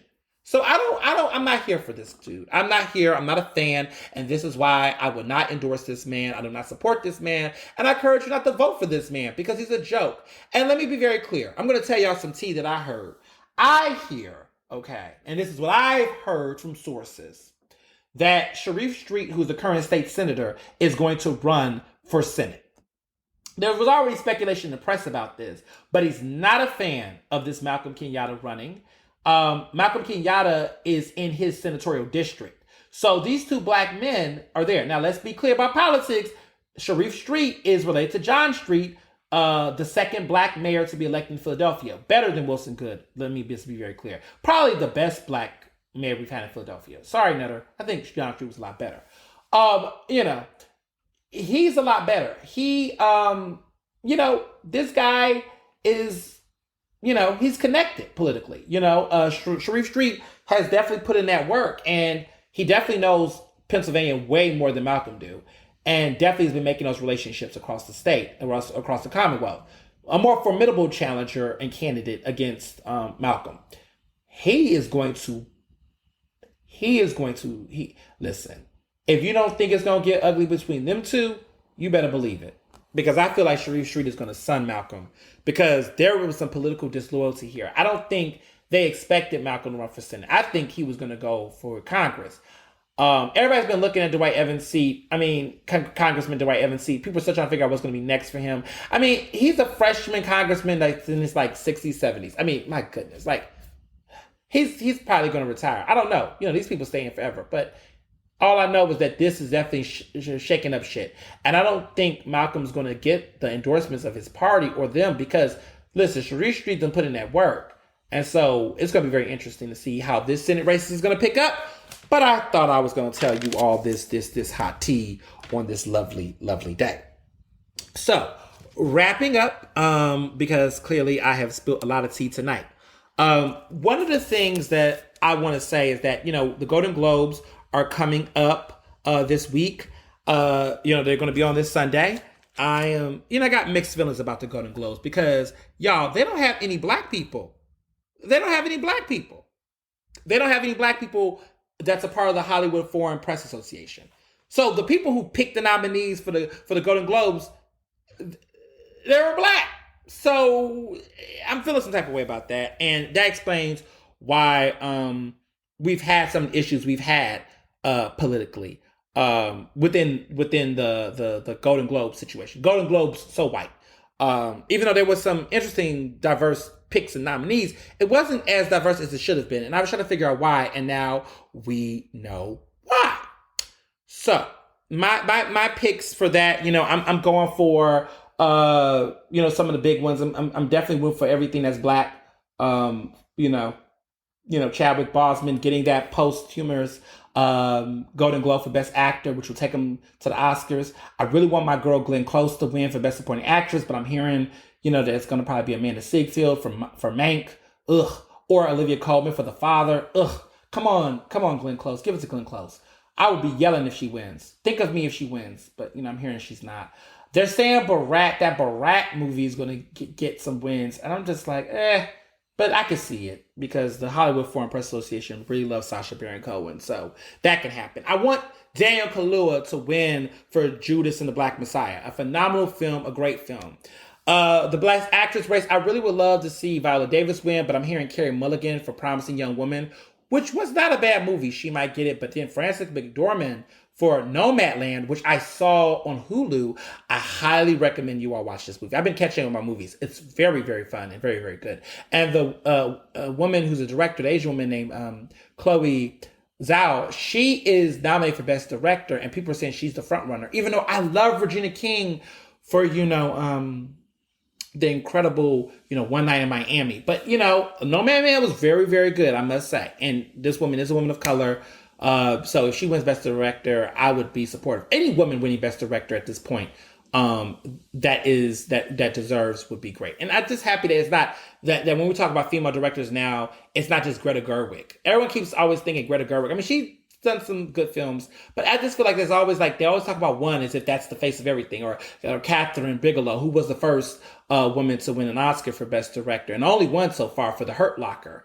But we haven't seen any, there's other people. There's Sophia Coppola, who did Lost in Translation, which was great. And there's Jane Campion. I'm taking y'all back. But there's a lot of great, and then, of course, there's Ava DuVernay, which has done some great film work. But, Queen Sugar, by the way, has been good this season. If you have not been watching season 5 of Queen Sugar, please watch it. Sidebar, so good, so good. But yeah, and then also, wrapping up, fuck Woody Allen. I've been watching this Woody versus Ferrell. It's on HBO Max. HBO. My tweet I wrote went viral. Basically talking about why does this alleged pedophile is getting an opportunity to fucking like still have his movies on HBO Max, but y'all are doing this documentary talking about how creepy and messed up this guy is. So I don't like the hypocrisy of it all. But they're claiming we're letting people choose. Oh, okay. But you know, I mean, I'm not going to do the whataboutisms, but I'm just saying, like, you know, like we didn't, you know, R. Kelly had to go because R. Kelly's a problem. Fuck Woody Allen. Fuck Roman Polanski. Fuck Harvey Weinstein. Like, why are we whatever. White privilege. Just gonna go there with that. So as you all can see, it's been quite the week. And it seems like there's gonna be more on the horizon. Like, who gonna win these Golden Globes, right? What the fuck is Trump gonna say on Sunday at the CPAC thing, man? Stay woke, stay alert, you know, because as you can see, there is never a dull day here in Ernest World. All right, take care. Ernestly Speaking is recorded in Philadelphia, Pennsylvania, and can be found on Apple Podcasts, Google Podcasts, Spotify, and SoundCloud. To stay up to date with the latest on the show, follow me on Facebook, Twitter, and Instagram at Mr. Ernest Owens. Use the hashtag Ernestly Speaking to tell me what you thought about this episode, and check out my website at ernestowens.com.